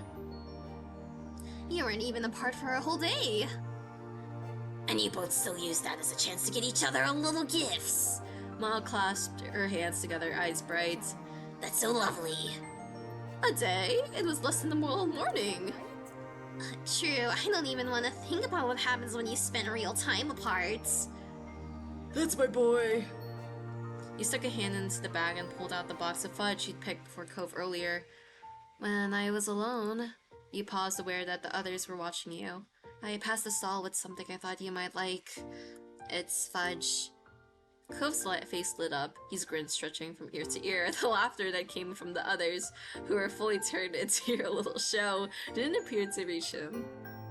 You wished you were similarly impervious to it, but you were embarrassed. Seriously? Cove reached out and took the box in both hands, holding it like a precious treasure. Thank you. He looked at you with shining eyes. You should open it up. It's dark mint chocolate. At this rate, it wouldn't just be your little group that knew that you'd been treating him. The whole parking lot was going to learn about it. Behind Cove, you could see Mom watching you, both with a smile of hilarity. See? This is why he's attached. You spoiled him. You shouldn't make fun, Pam. It's clearly mutual. Besides, I don't hear you complaining when I'm spoiling you. Ma pinched Mom's cheek, making her laugh as she batted the hand away. Choo-choo. Liz clapped her hands together with the air of a teacher calling for attention. Since the other adults aren't acting like grown-ups, the rest of us are going to have to pick up the slack. It's time to get back on schedule and continue with the rest of the errands. Playtime is officially over. Ma laughed with Mr. Holt and grinned awkwardly. Mom hung her hand in an exaggerated display of mock defeat. Kids are tough, and I can't even call them kids anymore. Liz tutted with amusement at her mother. Cove shrugged, staying a neutral observer, but the small smile on his face revealed that he was enjoying the conclusion. He nodded, relieved that everyone was getting along. With that, your trip to the farmer's market was closed. It was time to move on. There were too many of you for one car, so you and Cove had wound up in Mr. Holden's car on the way over. You figured it made sense to do the same for the next leg of the journey. He sat next to Cove in the back. Immediately after the click of the seatbelt and its lock announced that Cove was safely strapped in, he began to unfold a box of fudge he'd been given. You're gonna eat it now? Uh-huh. He nodded eagerly, not taking his eyes from the container. He lifted the top off and longingly admired the selection inside. Minty fudge is perfect for the end of snacking. It's so refreshing. Once Cove had finished bestowing praise on what you picked, he promptly started sampling the selection. He was smiling, licking his lips, and having a grand old time. You could also tell from the way his nibbling was turning into munching that the box wasn't going to survive the trip to the next stop. You were right. Cove had tried to savor the treats, claiming just one more until there was only one left, and the statement was finally forced to be true. He finished the last one, too. He sighed contentedly. Thank you. Thanks again, Bird. Those really were great. You're welcome. He set the picked, clean box to the side and rested his hands on his spoiled tummy. Cove wasn't going to be hungry for a while after that. From there, he sat wordlessly, gaze drifting to the window. You knew Cove well enough to spot the signs of when he was physically present but mentally elsewhere. The way he would fall quiet, staring without seeing the long blinks, all of which he was doing right now as he looked at nothing in particular. He licked his fingers absent-mindedly, getting the last of the melted fudge off his hand. You're pleased he enjoyed it so much. It's too late to ask for a taste, you tease him. I would have enjoyed a bite too. I have enjoyed it too. Cove straightened up at the sound of your voice. He's posed stiff. I mean, we have our own dark mint chocolate, but okay. He's posed stiff. He turned away, his hand smacking over his mouth instead. What has you so lost in thought? Cove idly rubbed at his face. Honestly, I was just thinking about how nice it is to know you. It, makes life better and everything. Though he was turned away from you, his eyes were round and sincere. Not that this isn't a revelation, but today was another reminder. I'm lucky. It's so sweet. I feel lucky too. You laughed happily. You blushed. Blush! He peeked at you from the corner of his eye. Still too shy to look at you directly, you smiled at him affectionately, eliciting an equally caring smile from Cove in return. You felt content, secure in your relationship with Cove. You decided to enjoy your drink now. You wanted to save this drink now. You twisted off the cap and brought it to your mouth even before the first sip reached your lips, the scent tickled your nostrils. You took a swig. It was refreshing, the perfect way to hit the spot after a long morning trawling through the market. It's good, thank you. He grinned at you, pleased that his pick had been well received. You spent the rest of the day completing the remaining errands all together as a group. You had enjoyed your brief independence. You were glad that you closed the day with everyone. It might not have come about under ideal circumstances, but it had provided you with an opportunity to spend time making your own choices. You felt that you'd risen to the challenge. Yay! Okay. Let's see. I think I can do one more. Let's do one more. Let's do the charity. Cove pushed himself to his feet from where he had been bent down to the sand, stretching out his back and groaning softly. A tired breath slipped past his lips as he wiped his brow, looking out over the shore. It looks great. He stood beside him, joining in the surveying of the sand that almost seemed to sparkle beneath the midday sun. The two of you had been out on the beach since sunrise, cleaning up and down the beach, looking for various debris, and the work had paid off. Using a hand to shield your eyes from the blinding rays, you glanced across the way where the other volunteers from Orca were gathered. They were easily recognizable by the high-vis vests they wore. It looked as though everyone was already about ready to wrap things up for the day. I'm happy to see it in a better state. I'm exhausted. I'm just glad it's over. You did great, Cove. The beach looks better than I've seen in ages. I couldn't have done it without you, and the other volunteers too, obviously. We did a pretty good job, didn't we? You shared a smile, relieved to soon be able to take a break, but feeling proud of what he had accomplished. Cove placed his hands on his hips, a pleased grin pulling out the corners of his mouth as he admired the work you'd both done. You had begun to realize during your time volunteering for the organization how seriously Cove took his service. It was easy to see that it was something important to him. You felt equally as invested and always gave it your best efforts. You enjoyed the work, but mostly wanted to have a good time. Miranda was right, you volunteered because it was a good reference. You didn't want to be there, you didn't want to know how to turn it down. You still worked hard at it. Usually, you only did the basics. No matter why you were doing it, it was a good cause and you wanted to do your best to help out with activities that were planned. It's been a good year so far. It's crazy to think it's already time to push the big events. You let out a big breath thinking of the formal dinner that Orca organized every year. Being a completely fundraising focused event for large donors, it was crucial for the organization's projects in the year to come.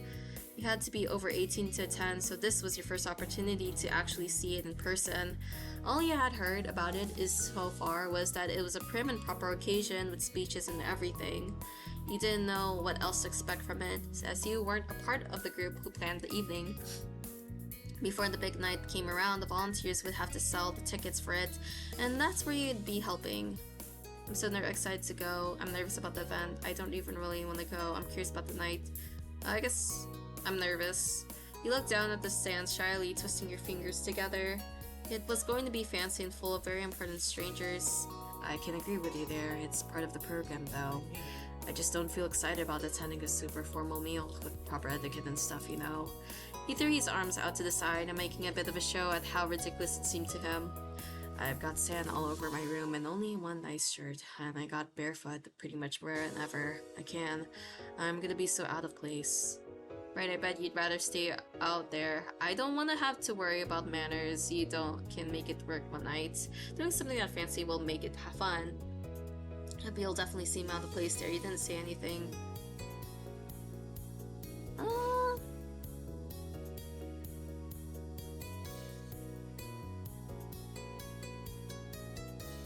Guess this.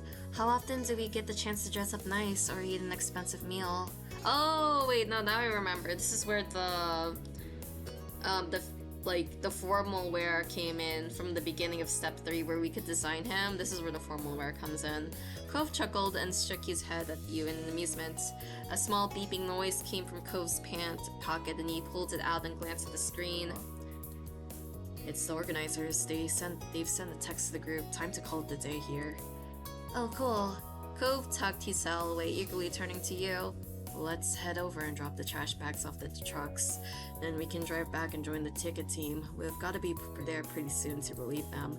With a stretch of shore this long, the plan was to switch places with the other team, who had been pushing the tickets for the fundraising dinner halfway through. It would be a full day of work, but it was Orca's largest event of the year, and all hands were on deck to make sure it was a success.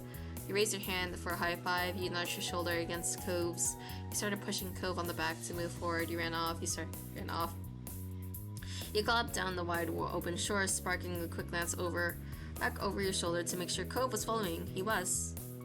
You clicked the trash bags spread along the way together, heading across the beach to hoist them into the trucks before heading off to the next job. The drive back to your neighborhood and making your way to the shopping street was fairly quick, though Cove stressed a little about being late. Luckily, he was able to find a parking spot nice and close to where you needed to be. You jumped out of the car and quickly went towards where you knew the group would be. Finally reaching the stall that was sent up to sell tickets, you stopped for a moment to catch your breath. That was quite the flurry of activity.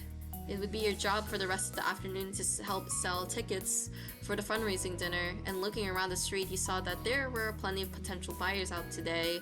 That would hopefully help to move the tickets along. The stall itself was simple. A portable table with a few plush sea animals as decorations and a banner stuck across the front.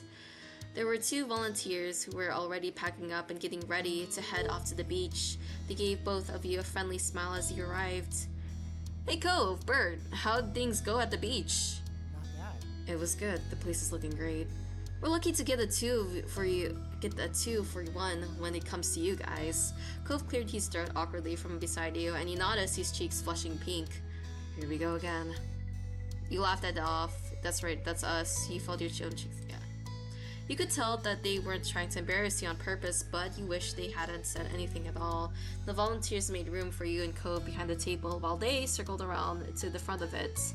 Thanks for coming in for a shift. We'd better make it this quick so we can head off to the next place. No problem. What do you need for us to do?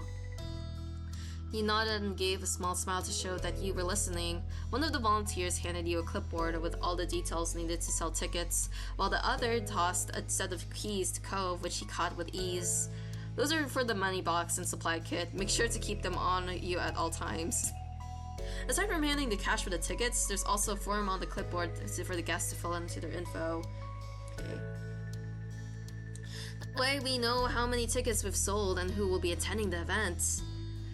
There's a small script beneath that if you got stuck for what to say, and that's about it. Pretty simple, huh? I think we've got this. Satisfied that you knew what you were doing, the volunteers said their goodbyes and started walking away, leaving you and Cove to manage the stall alone. The keys jingled in his hands as Cove waved them off before he stuffed them into the pocket of his pants. For safekeeping, he gave them a small wave goodbye as they left.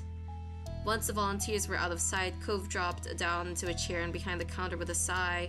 We made it here for just in time. It's cool. We traded places with nothing happening. They might have been late getting to clean up duty.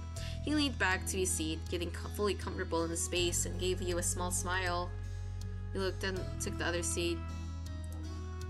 It was just a simple plastic chair that squeaked when you sat on it, but it gave you a good view of the streets. We've got things under control. I was so stressed about getting here. Things could still go wrong. I'm glad that works lets us at least rest in one place. You returned his smile. You rubbed at your eyes tiredly. Smile. It had been a bit of a mad rush to get here, but everything had turned out alright in the end. Cove rummaged around the station a little, picking up a stuffed toy orca and holding it up in front of your face. Oh wait, his face. You have to admit that it was pretty cute, but its big, bulging eyes and oversized flippers. Sitting it back down on the top of the table, Cove moved on to check out the rest of the stall, finding the cooler stashed beneath the table. When he pulled it out and opened the lid, you could see that it was filled with half-melted ice cubes and about half a dozen bottles of water. Grabbing one of the plastic bottles, he unscrewed the cap and took a long drink. You watched the condensation running along the side onto his fingers. Do you want one? Cove set his water on his side of the table before pulling out another, holding it out towards you. You accept the water bottle. Thanks. After opening it up, you took a drink and let out a satisfied sigh. You hadn't realized how thirsty you had been, and it was always good to stay hydrated. The two of you got settled in easily, and you took the chance to look over the paperwork on the clipboard. Cove joined you, leaning over your shoulder to get a better look. Hi Spectre, what's up? It's been good. I think I'm like, one of the events where we're going to have a formal party, so yeah. How have you been doing? How has your day been? Okay, let me drink some water first.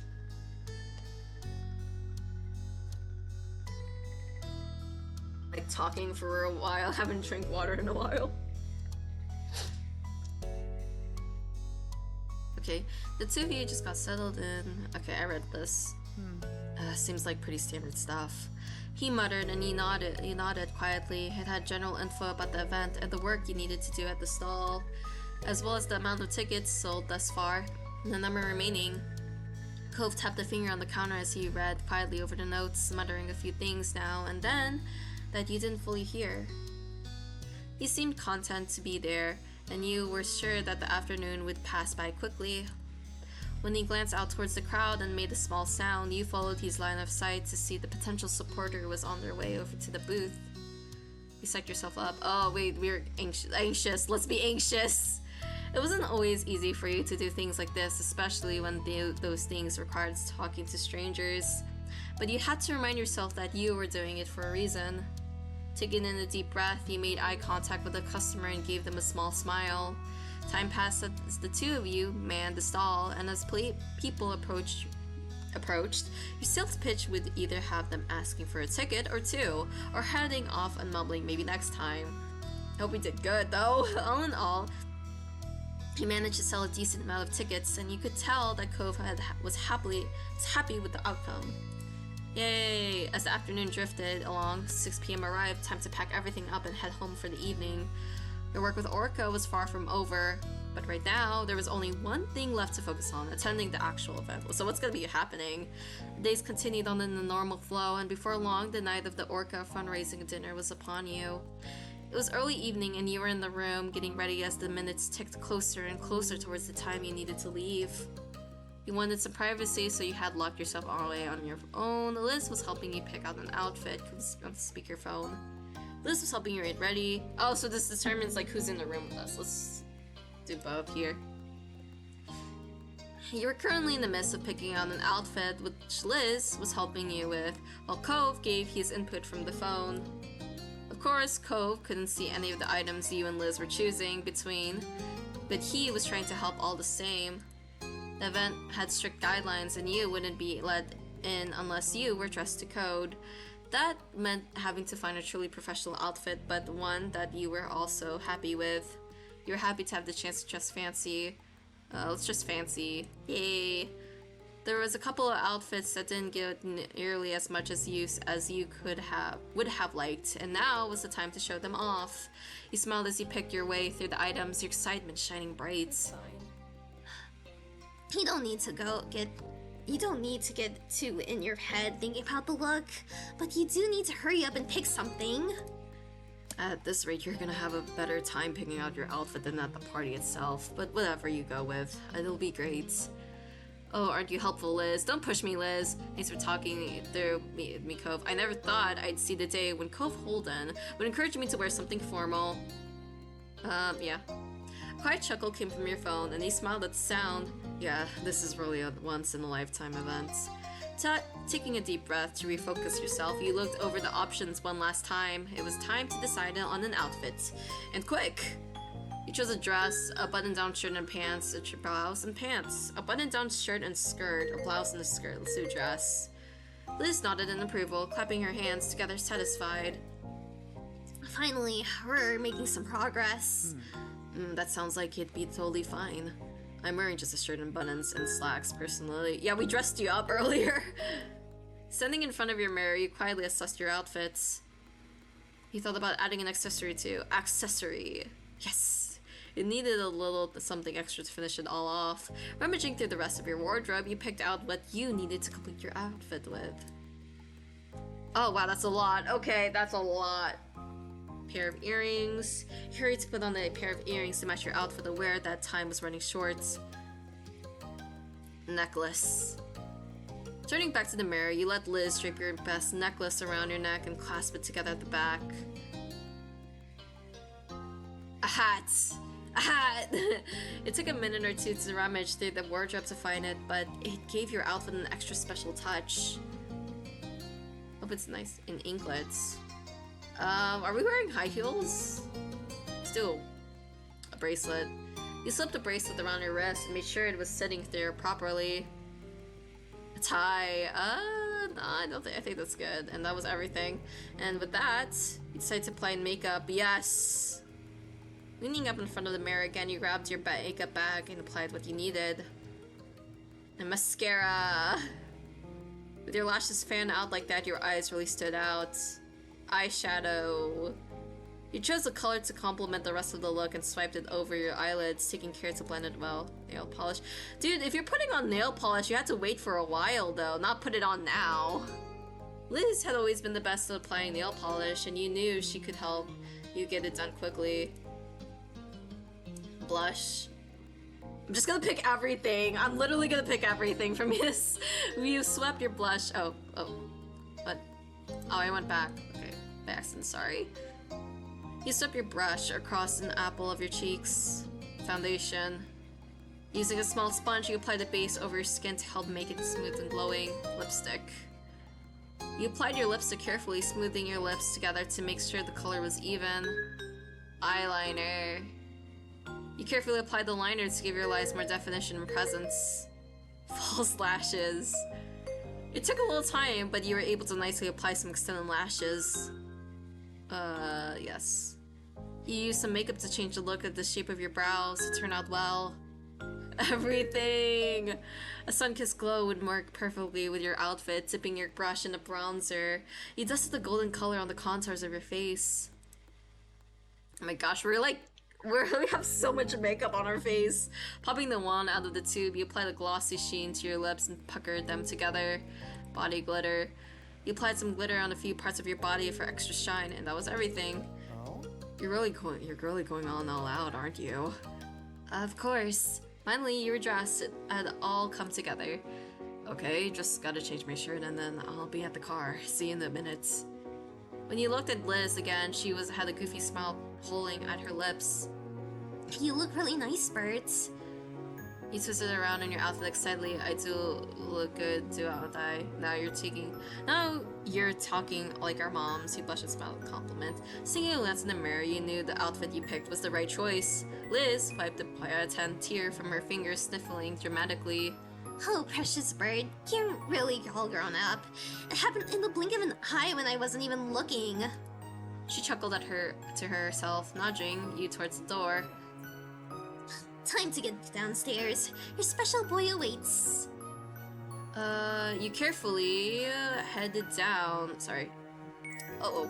You carefully headed down the stairs and into the living room where your moms were waiting for your appearance. As you entered, they both stood from the couch and came over to you, smiling broadly. You look so wonderful, Bert. And you're very mature, too. I know, right? They continued to coo and fuss over you until you managed to brush them off. Ma took Mom by the arm and held her close, the two of them admiring you proudly. You enjoyed the attention. Thank you, you sighed dramatically. I already got this from Liz. You wondered why they were making such a big deal. Thank you. It felt a little strange to have everyone's attention on you, but you liked it nonetheless. Liz smiled at you from where she stood, her expression soft.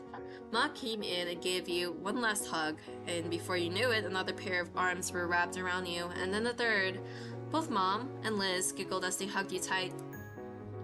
We hope you have so much fun tonight. We won't wait up for you. Stay out as long as you need. You're old enough now. With a last wave goodbye, you left your family and approached the front door. It was time. Stepping out into the night, you closed the door behind you gently and looked out across the street. Hi, Cove. Cove was standing there in the street. His eyes met yours immediately, as if he had been watching your house for the moment you would come out. He smiled bashfully. Hey, Bird. Hi. You took the chance to check over his outfit as he walked across the way to meet you. It was formal for sure, though. It didn't feel overly posh. It made sense for him and was honestly a sight for sore eyes. It was always beautiful to you. He looked you over as well, a subtle blush creeping over his face as he quickly cleared his throat and averted his gaze. He seemed to be struggling to find something to say, rubbing at the exposed part of his arm awkwardly. Thank you for coming with me, and for dressing really nicely for this. Your outfit, it's good. We put so much makeup on it. We look so pretty. Better than good, really. Great, I guess. Something else. So yeah. Thank you. You felt shy over it. No, yeah, he was shy. It was one thing for your family to compliment the way you look, as they had been doing it all your life. It felt nice to hear someone else say it for a change. Then he shook his head, glanced back towards the garage, and throwing a thumb over his shoulder, spoke. We should probably get going. Wouldn't want to be late to such a grown-up event, right? Yeah, let's go. You headed over to Cove's car together, hopping in and strapping on your seatbelts. You're on your way. The event was being held at a place you had never been to before. You brought up the location on your phone to help Cove navigate there. It took some time to find the right addresses, and once they were met with the task of finding a parking spot. Though you were on time, it seemed like everyone else had already showed up and claimed their spaces. Eventually, you found a suitable place before realizing that it required payment. Cove covered the amount, taking a ticket from the machine and leaving it on the dashboard of the car. Despite the small holdup, oh, this looks really fancy, wow. Despite the small holdup, you managed to ultimately make it to the event and confirm you were on the guest list before being shown into the dining area. Cove whistled low as he looked around, taking in the extravagance of the room. Chandeliers hung from the ceiling, and the entire place was decked out with beautiful oceanic displays. You were stunned yourself. It was extremely high class, even more so than you had already expected. It's so nice. This is the best looking event I've ever been to. It's way too frilly for me. It's so overdone, it could be worse, he didn't comment. So nice. You had to be impressed by the work that had gone into making everything look this lovely, and how everyone had dressed up in the best outfits for the night. Seeing Cove smile as he took into the sights made you think he must be feeling the same way. The sound of your names being called out echoed over the dim in the room. When you looked around, you recognized a couple of the organization leaders looking your way. They approached you both in greeting, giving you a welcoming smile and a hello. Cove, Bird, we're glad to see you could make it, especially after all the hard work you've done to help make this night happen. Definitely, I wasn't gonna miss it. Hi, you say that as if we had a chance, he joked. I wouldn't miss it either. Hi. It was nice to see some familiar faces and to feel accepted here. Well, thank you for being a part of the team. You're always welcome to help us out with activities whenever they come up. Thank you. Cove shrugged then, eyes darting around the place with an awkward look. I guess we should talk to more people. There isn't much else to do in an event like this. You found your way into groups of people who were standing around chatting while some light music played in the background. Servers with large silver trays were gliding between the guests offering drinks and canopies. Cove approached various people as you wound your way through the guests. He managed broaching new conversations well. You weren't so good in social situations yourself, so mostly followed Cove around and joined in on his conversations. Luckily, everyone there that night was polite. The sound of a microphone crackling came from the podium at the other end of the room. Someone who you assumed must be the host for the evening was asking everyone to sit down in preparation for the meal and speeches. You and Cove looked for your table, finding it easily enough by the little name cards that were placed delicately beside the napkins. A few others joined you at the table, though they weren't anyone that you recognized. The host was still speaking as people were settling, starting off the speeches by giving a welcome to everyone attending. She went on to provide some more information about Orca, which you supposed was for the guests who weren't a part of the organization, and the purpose of the fundraiser tonight. Orca's goals, as she explained it, were to aid in the conservation and restoration of the oceans and beaches. There were many people who had helped to make the group as successful as it was. When she read off a list of several volunteers who worked on making the event happen, Cove's name was one of the first to come up. His chest puffed out in pride at that. Yay, Cove! Your name then came up a little further down the list. You were smiling from ear to ear at the mention. As you continued on to thank the large donors for the event, he checked over at Cove. He was still grinning happily to himself and tapping his fingers over the tops of his knees, pretty pleased to have been mentioned by name. You laughed quietly as reaction. You rolled your eyes. Why did you... What? No, let's not. We've been nice to him all this time. You were excited for him. You could relate to that feeling. You tried to become... It felt good to be acknowledged for all the work you had done leading up to the event. You likely had kept smiling without even realizing it. While the host continued speaking, multiple servers dressed in black were setting in the first course of the menu in front of the guests. One of the servers set down the plate in front of you, and you thanked them quietly. Before looking over the dish with interest, you recognized the dish as a simple Caesar salad. The host quickly wrapped up the end of your speech, thanking everyone once more before inviting you all to begin your meal.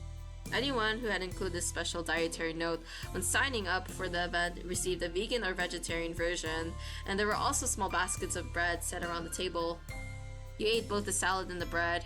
Everything. Cove wolfed down his salad before munching into the breadstick, quickly devouring that as well. I hope the next part comes out soon and is bigger. You could hear him mumbling to himself as he reached over for another piece of bread. He glanced around the table and you followed his line of sight with curiosity, noting that everyone else was still eating the salad. Stopping his hand mid-air, he quickly pulled back and rested it on his lap without taking another breadstick after all. It was clear that he was starting to feel unsure of himself, and he looked a little out of place here. He folded his arms and turned away from them to you. Hey, did you like the salad? It was really good. It was so small. It was small. I'm still pretty hungry. Yeah, me too. His gaze remained purposely tunneled on you, as if he was trying not to even think about the rest of the table might be doing. You gave Cove a pat on the hand. You made silly faces at the other guests while they weren't looking. You picked up a breadstick and gave it to Cove. You discreetly flipped the other... What? No! Let's not be mean! What did they do to us? You sat there quietly, feeling uncomfortable with yourself. With everyone else looking down at their plates, you took the chance to stick out their tongue, grimace, and other ridiculous things you might have done to Liz at your table at home. Cove snorted with laughter before abruptly slapping a hand over his mouth. Dude, if they saw us, they would be like upset at us right now. His eyebrows turned upwards in both amusement and embarrassment as his shoulders continued shaking with his laughter. You quickly made your face blank when the other guests turned your way, pretending that nothing had happened at all. You received some strange looks at least it had managed to cheer Cove up. It wasn't much longer until the main course was arriving, and the various chicken steak and veggie dishes were being served throughout the room. An array of scents wafted through the room, making your mouth water. You had the chosen steak.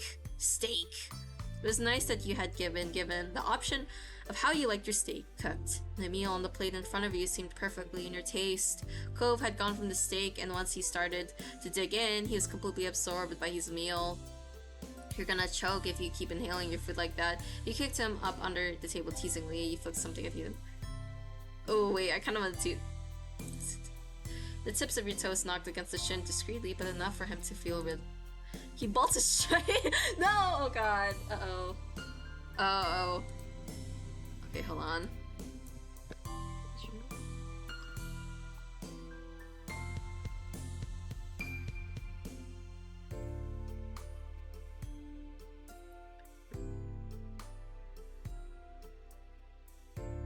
Okay, there you go. Yay. He bolted upright in shock, almost choking on his mouthful of food. The look he gave you was far from impressed, but his eyes still held a glint of amusement. Oh god, he's gonna kick us back. You threw your gaze away from him innocently, as though you had done nothing at all. When you peeked to see if you had gotten off scot-free, he rolled his eyes and returned to his meal. Okay, he's not gonna kick us. You chuckled lightly beneath your breath, and he did the same, thoroughly entertained. Dinner eventually ended, and last of all was dessert. A lemon sorbet that had been partially dyed blue. I don't really like sorbet desserts. I feel like they're a lot sweeter compared to like chocolate desserts and vanilla desserts. Well, of course vanilla, because vanilla is just like not as sweet. I think it's like the perfect sweetness. But like sorbets, I feel like they're somehow a lot sweeter compared to chocolate ice cream, like mint ice cream, or like even caramel. It's somehow sweeter, and I think it just makes it somehow worse for someone who really likes sweets. The mix of white with bald streaks of blue made the little scoop look like a ball of roaring ice ocean waves.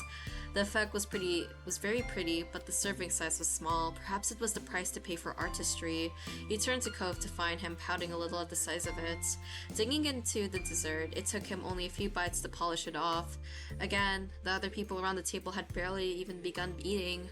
An unimpressed air settled over him as he sat back in his chair, sipping at his water unhappily. Do you want more? Big baby. You prodded him in the arm, laughing quietly. He looked up at you sheepishly, embarrassed to have been caught sulking over such a thing. He fumbled for a defense. It was just really good, that's all, and now it's gone. But I'm okay. With a slight grin, he shrugged to show that he was really fine. Would you like a bite of mine? Do you want my dessert? Yeah, do you want my dessert? I don't really like lemon dessert. You pushed the dish towards him, and his eyes widened in surprise. He looked down at the dessert and then back at you, as if wordlessly asking if you were really sure. It's okay. It's okay, you can have it. He hesitated a moment more before pulling the sorbet in front of him, a small smile tugging at his lips. Thanks. Hey, You're welcome. He scooped up a spoonful of the treat and put it in his mouth, humming happily. You left satisfied knowing he'd enjoyed much more than you would. You leaned back in your chair, looking around quietly. After a moment or two, you felt Cove giving you a sidelong glance. He then took another spoonful of the Fox Ocean and then held it for you. Your stomach began to flutter, and not from the prospect of sorbet. I don't like sorbet, though. I don't like sorbet. Wait, I want to save just to save this. Maybe I'm just gonna put No, I don't like sorbet. No thanks, I only need to have it. Alright, if you insist. Cove directed the spoon into his own mouth instead, quickly finishing the remainder of the desserts. Another person from Orca got up on the stage to make a speech as everyone was nearing the end of their meal. They spoke mostly about the individual projects that the organization was working on and their plans for the near future, as well as encouraging anyone who was interested to consider volunteering. Cove bent forward over the table with his chin balanced on the hand, listening attentively to the words. As they came to a conclusion and everyone gave them a round of applause, Cove caught your eye and smiled and wondered what would happen now. And then the lights dim. A couple of spotlights came on, projecting a water light effect around the room. Oh my gosh, is it a dance? The guests gushed over the ambience, and you looked around with wide eyes at the ripples of the walls. The DJ had previously been playing some soft mood music in the background, announced that the floor was open for dancing, slowly turning the volume up so it drifted through the space. When you glanced at Cove, his eyebrows had shot up and he mumbled quietly. I didn't know there would be dancing. I guess it makes sense now that I think about it. He gave an awkward laugh as you both watched as both people rose from their seats. It was clear now that many of the donors were couples. A small crowd had started to form on the dance floor, and the DJ played a romantic song to get everyone started off. Cove let his gaze float over the small sea of guests, and he seemed lost in thought. A serious expression had settled on his face, making his eyebrows dip. Slowly, he turned to you. Though, there was something cautious in his approach. Would you want to dance with me? Yeah, wait, I don't really want to dance. I was just going to ask the same. Yeah. His face lit up. You could tell even beneath the dim lights. He nodded, firmly as he rose from the seat, though you noticed his hands shaking at his sides. You walked out onto the floor together, hesitating a little when you turned and stood face to face. Cove had a hard time meeting your eyes. He lifted a hand for you to take unsure of what else he was meant to do. Dude, I want a CG of this. Dang, I know we can't have a CG of this because MC doesn't have like an actual proper avatar, sprite, but I kind of want to see a CG of like just Cove and MC dancing. You tentatively accepted his hand, hoping yours wasn't trembling too much against his. It took some doing, but amidst your nervous laughter, you managed to find a comfortable enough position to set a rhythm to the music. It was quite nice after that. Every time your eyes met Cove's, he would look away quickly, but he seemed to be enjoying the dance nonetheless. Eventually, he felt comfortable enough to speak. A lot has happened, huh? He nodded faintly. You weren't sure if he meant just today, the summer, or your entire time knowing each other. But it didn't really matter. It was true either way. Thinking back on the years that you and Cove had been neighbors, it was difficult to even try to reflect on it all at once. I'm so glad. We ended up here. He gave you a soft look and you beamed, knowing that that could also mean many things, but from his tone, you were certain he didn't only mean here at this event. It was more than that. There's nowhere else I'd rather be, so am I. I think we had to tell your dad thanks. You couldn't even speak. You chuckled happily at the two of you for the long adventure. So am I. The party eventually started to wind down, and the last came to an end. When the main lights turned on, you blinked against the brightness of them, making sure you still had Cove in your sights. One final speaker came to the podium of the stage, thanking all the guests for coming and wishing everyone a good night. It was bittersweet to see it come to a close. Your time with Cove here was precious. At least the memories could be brought with you. Giving the space one more look, you walked together with Cove out into the parking lots. The other guests were doing the same as you got stuck in the bed of a crowd, though Cove was so tall that you could always see him, and it was easy enough not to get separated. The parking lot itself was quite big, and even more noticeably now with the few cars blocking the way. It took a little while to actually locate Cove's car across its expanse. Eventually you found it, and the two of you bundled inside the vehicle and buckled up. The trip home was quiet as you both silently reflected back on the experience. The event had been the biggest night of your year of Orca, and now it was all over, just like that. Outside your window, the surroundings soon become familiar, and you found yourself back in your neighborhood. Cove pulled the car into his driveway and put it in the park before letting out a relieved breath. Home sweet home. Yeah. After climbing out of the car, he walked slowly down to the road, Cove coming over to stand beside you. You stopped in the middle of the street, right between your house and his, and turned to him, finding him in the process of opening his mouth to speak. Strangely, he clamped his lips together as though he had suddenly thought of a better of it. You also stayed quiet. Good night, Cove. This is Connor. Thank you for taking me tonight. Thank you for taking me tonight. Thanks for coming with me. You stepped in for a hug. Kiss! Kiss! No, there's no kiss, damn it! You waved goodbye. You patted him on the arm. Let's do this, sir. He wrinkled his nose a little, giving a small smile. With a last wispy smile, he left towards his front door. No, there's no kiss! Dang it.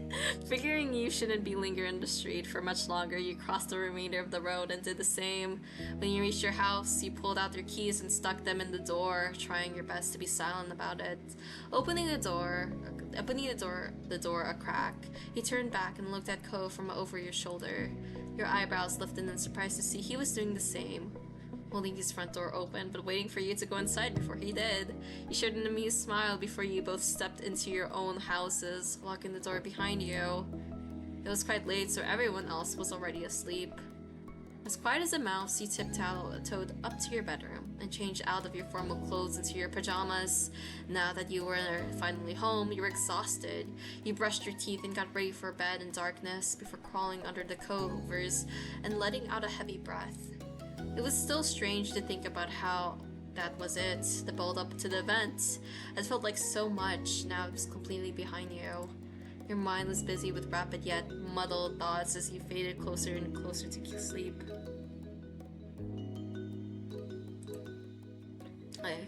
An unconscious creep up on you, and you felt more content. It was a big deal, but there would be more in the future. You could accept that what it had been, and you could have dreamed about what you'd get to experience next. Oh, there's more. And then you were taken away from your dreams right back into reality by a sound. Wait, is he at the window? Oh, your eyebrows pinched together, fully unprepared to be a part of the waking world again. The day was over, and it had been an eventful one. But you heard another noise. It was a tapping. Your eyes flew open. The window there was a tapping that came from your window. Cove Holden. You extricated yourself from your bed, yawning. You stretched your arms and then made your way to the window. There was another tap right before you arrived. When you pulled it wide open, Cove was indeed there. You had not been surprised to find Cove awkwardly crouched on your window ledge. However, you were taken aback to see that he was a little overdressed. Cove hadn't changed out of his purple clothes. You also noticed that he was perched clumsily. You didn't know if it was because he was trying to keep his fancy clothes clean, or if he felt weird about something. His body was too stiff and awkward. Cove smiled sheepishly. Hi, Bird. Hi, Cove, why are you here? You moved aside and let him climb inside. He cautiously stepped down by stretching his legs over. Strangely, he didn't use his hands for support. What? It was clear to you now he was holding something. Oh, when he was safely on his feet, he briefly checked on his clothes, twisting around to see the back of his pants. He caught you, looked, and shrugged. I did go home after the event, but I knew I wasn't gonna be able to settle down, so I just walked back out. I needed some fresh air and time away from everything. He paused for a moment and raised his clasped together hands where you could see them. But then something happened, and well, so I have something I want to show you. Cove grinned like a child and gently unfurled his fingers, not being able to keep you in suspense for even a moment. Is it another shark? Oh, Firefly! Carefully sitting inside with this tiny yellow light, it blinked off and then on again. A firefly. Delicately, he moved his hand closer so you could see the creature better. And they're back. He closed his eyes, his smile now faintly illuminated by his insect and companion. Honestly, I didn't think I'd see them for a year. I don't know why, it's just they were kind of late, and I guess I've been worrying about a lot of stuff lately. You could tell that the Firefly genuinely lifted his spirits. He seemed at peace, and he wanted to share that with you.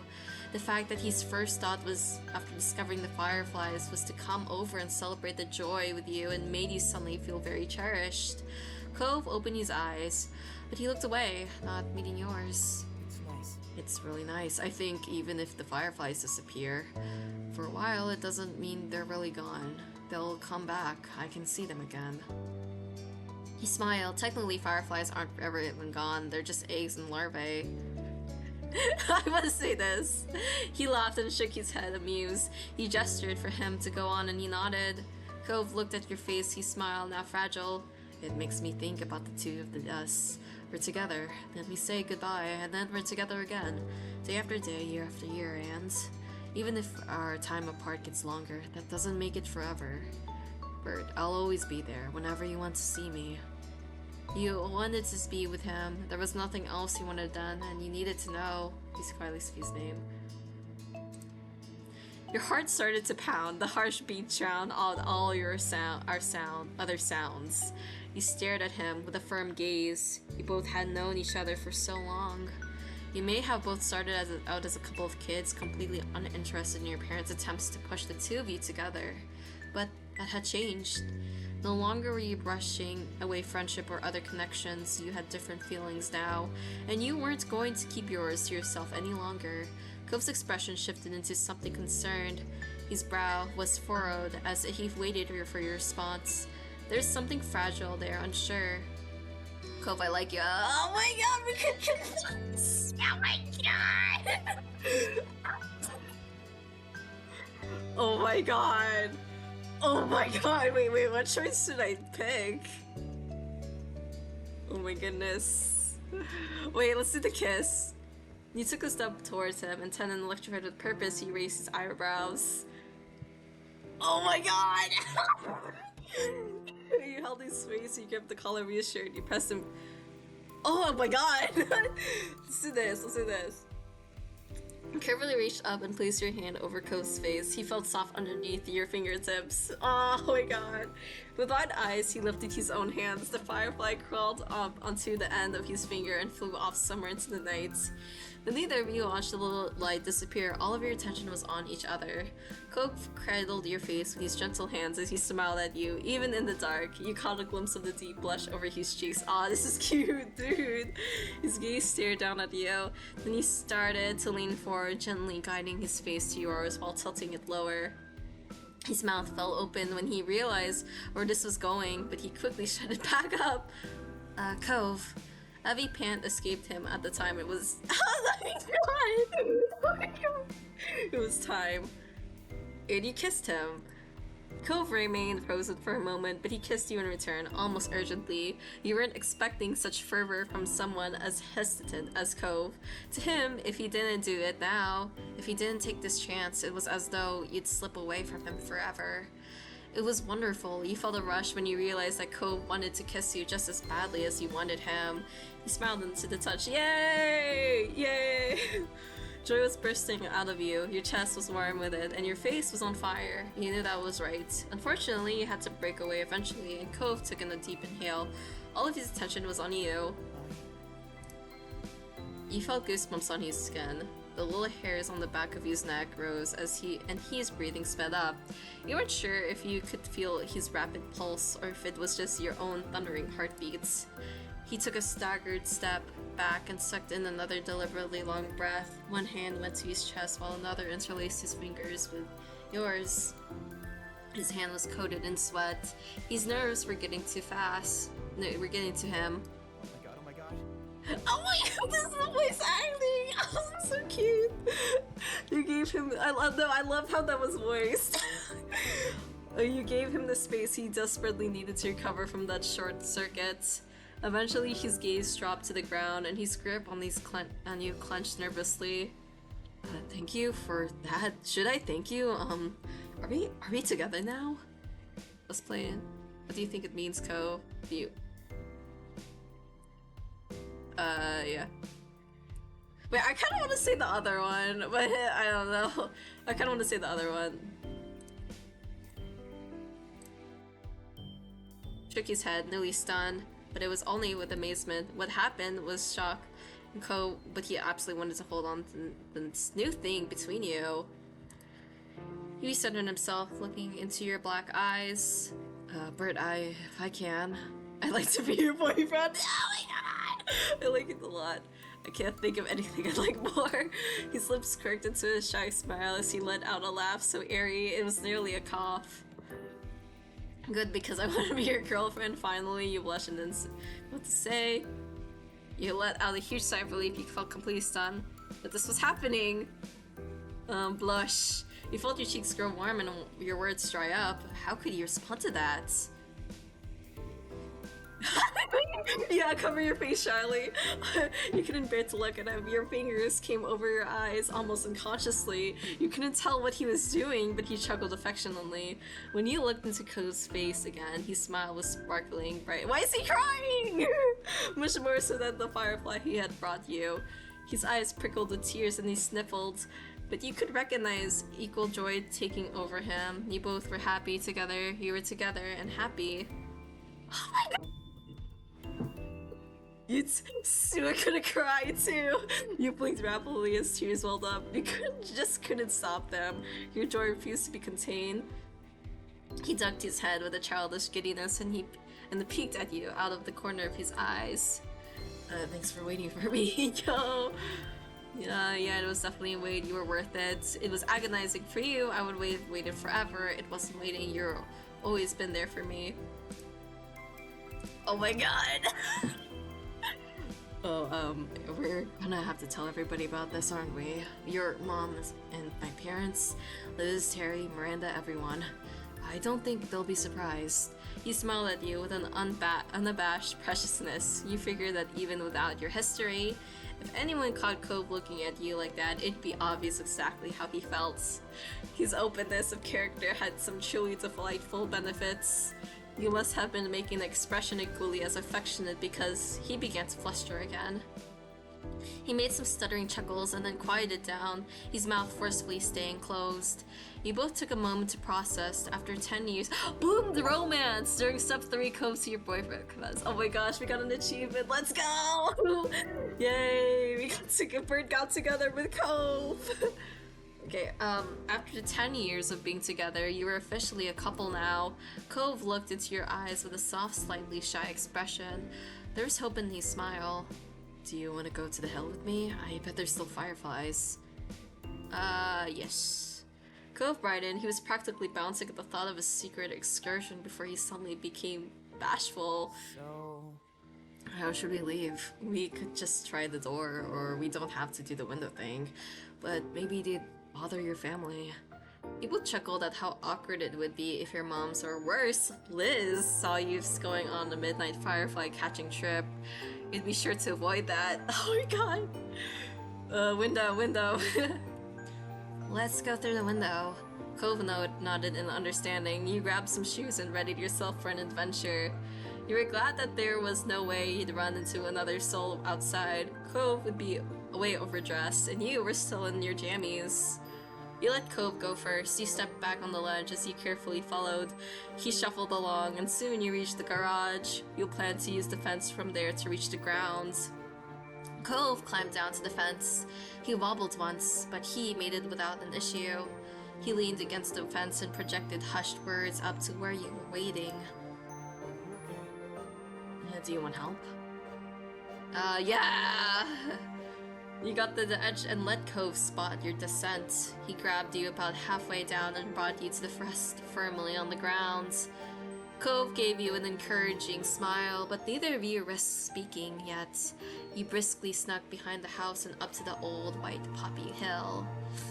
And Cove was right. The entire hill was lit up, insects twinkling here and there with their pale yellow lights.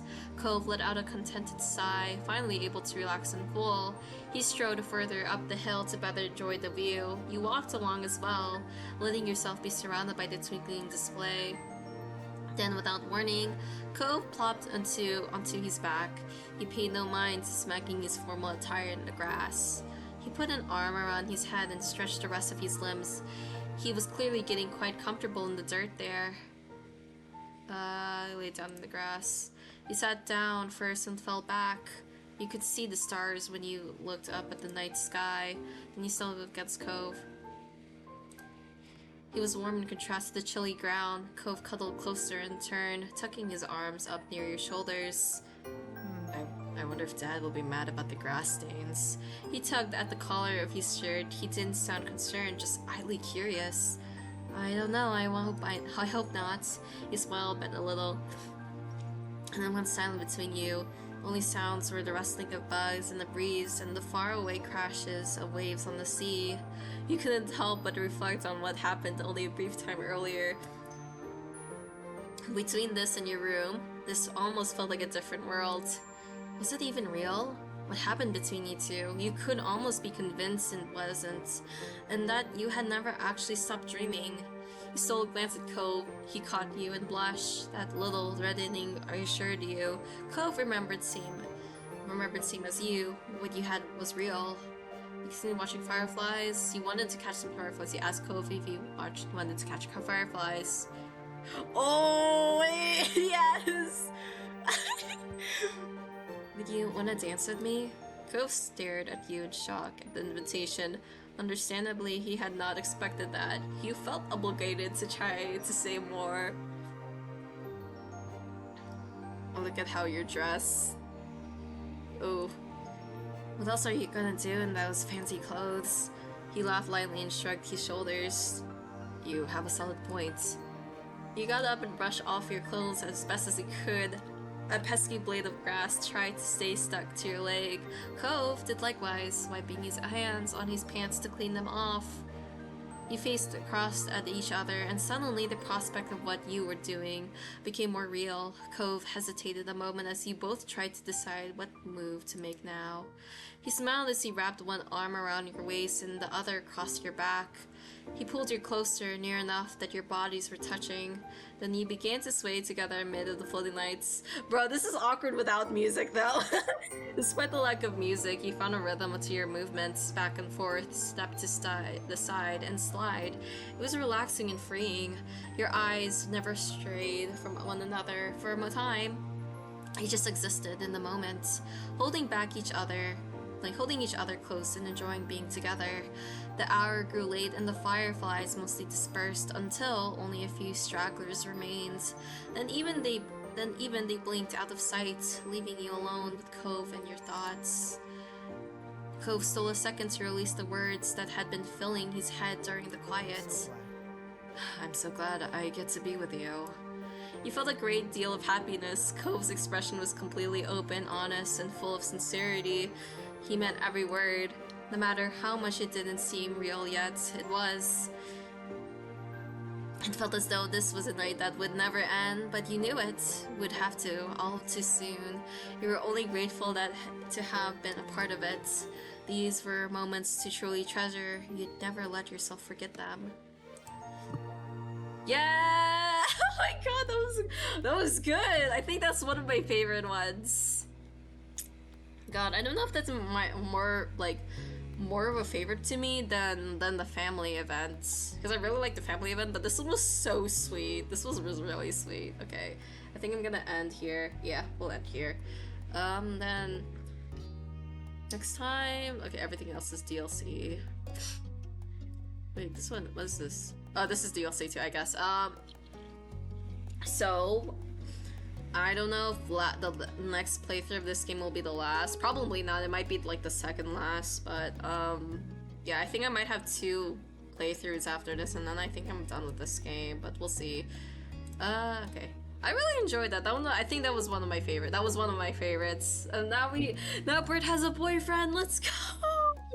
Yay! Cove's our boyfriend. Okay, I'm gonna end here.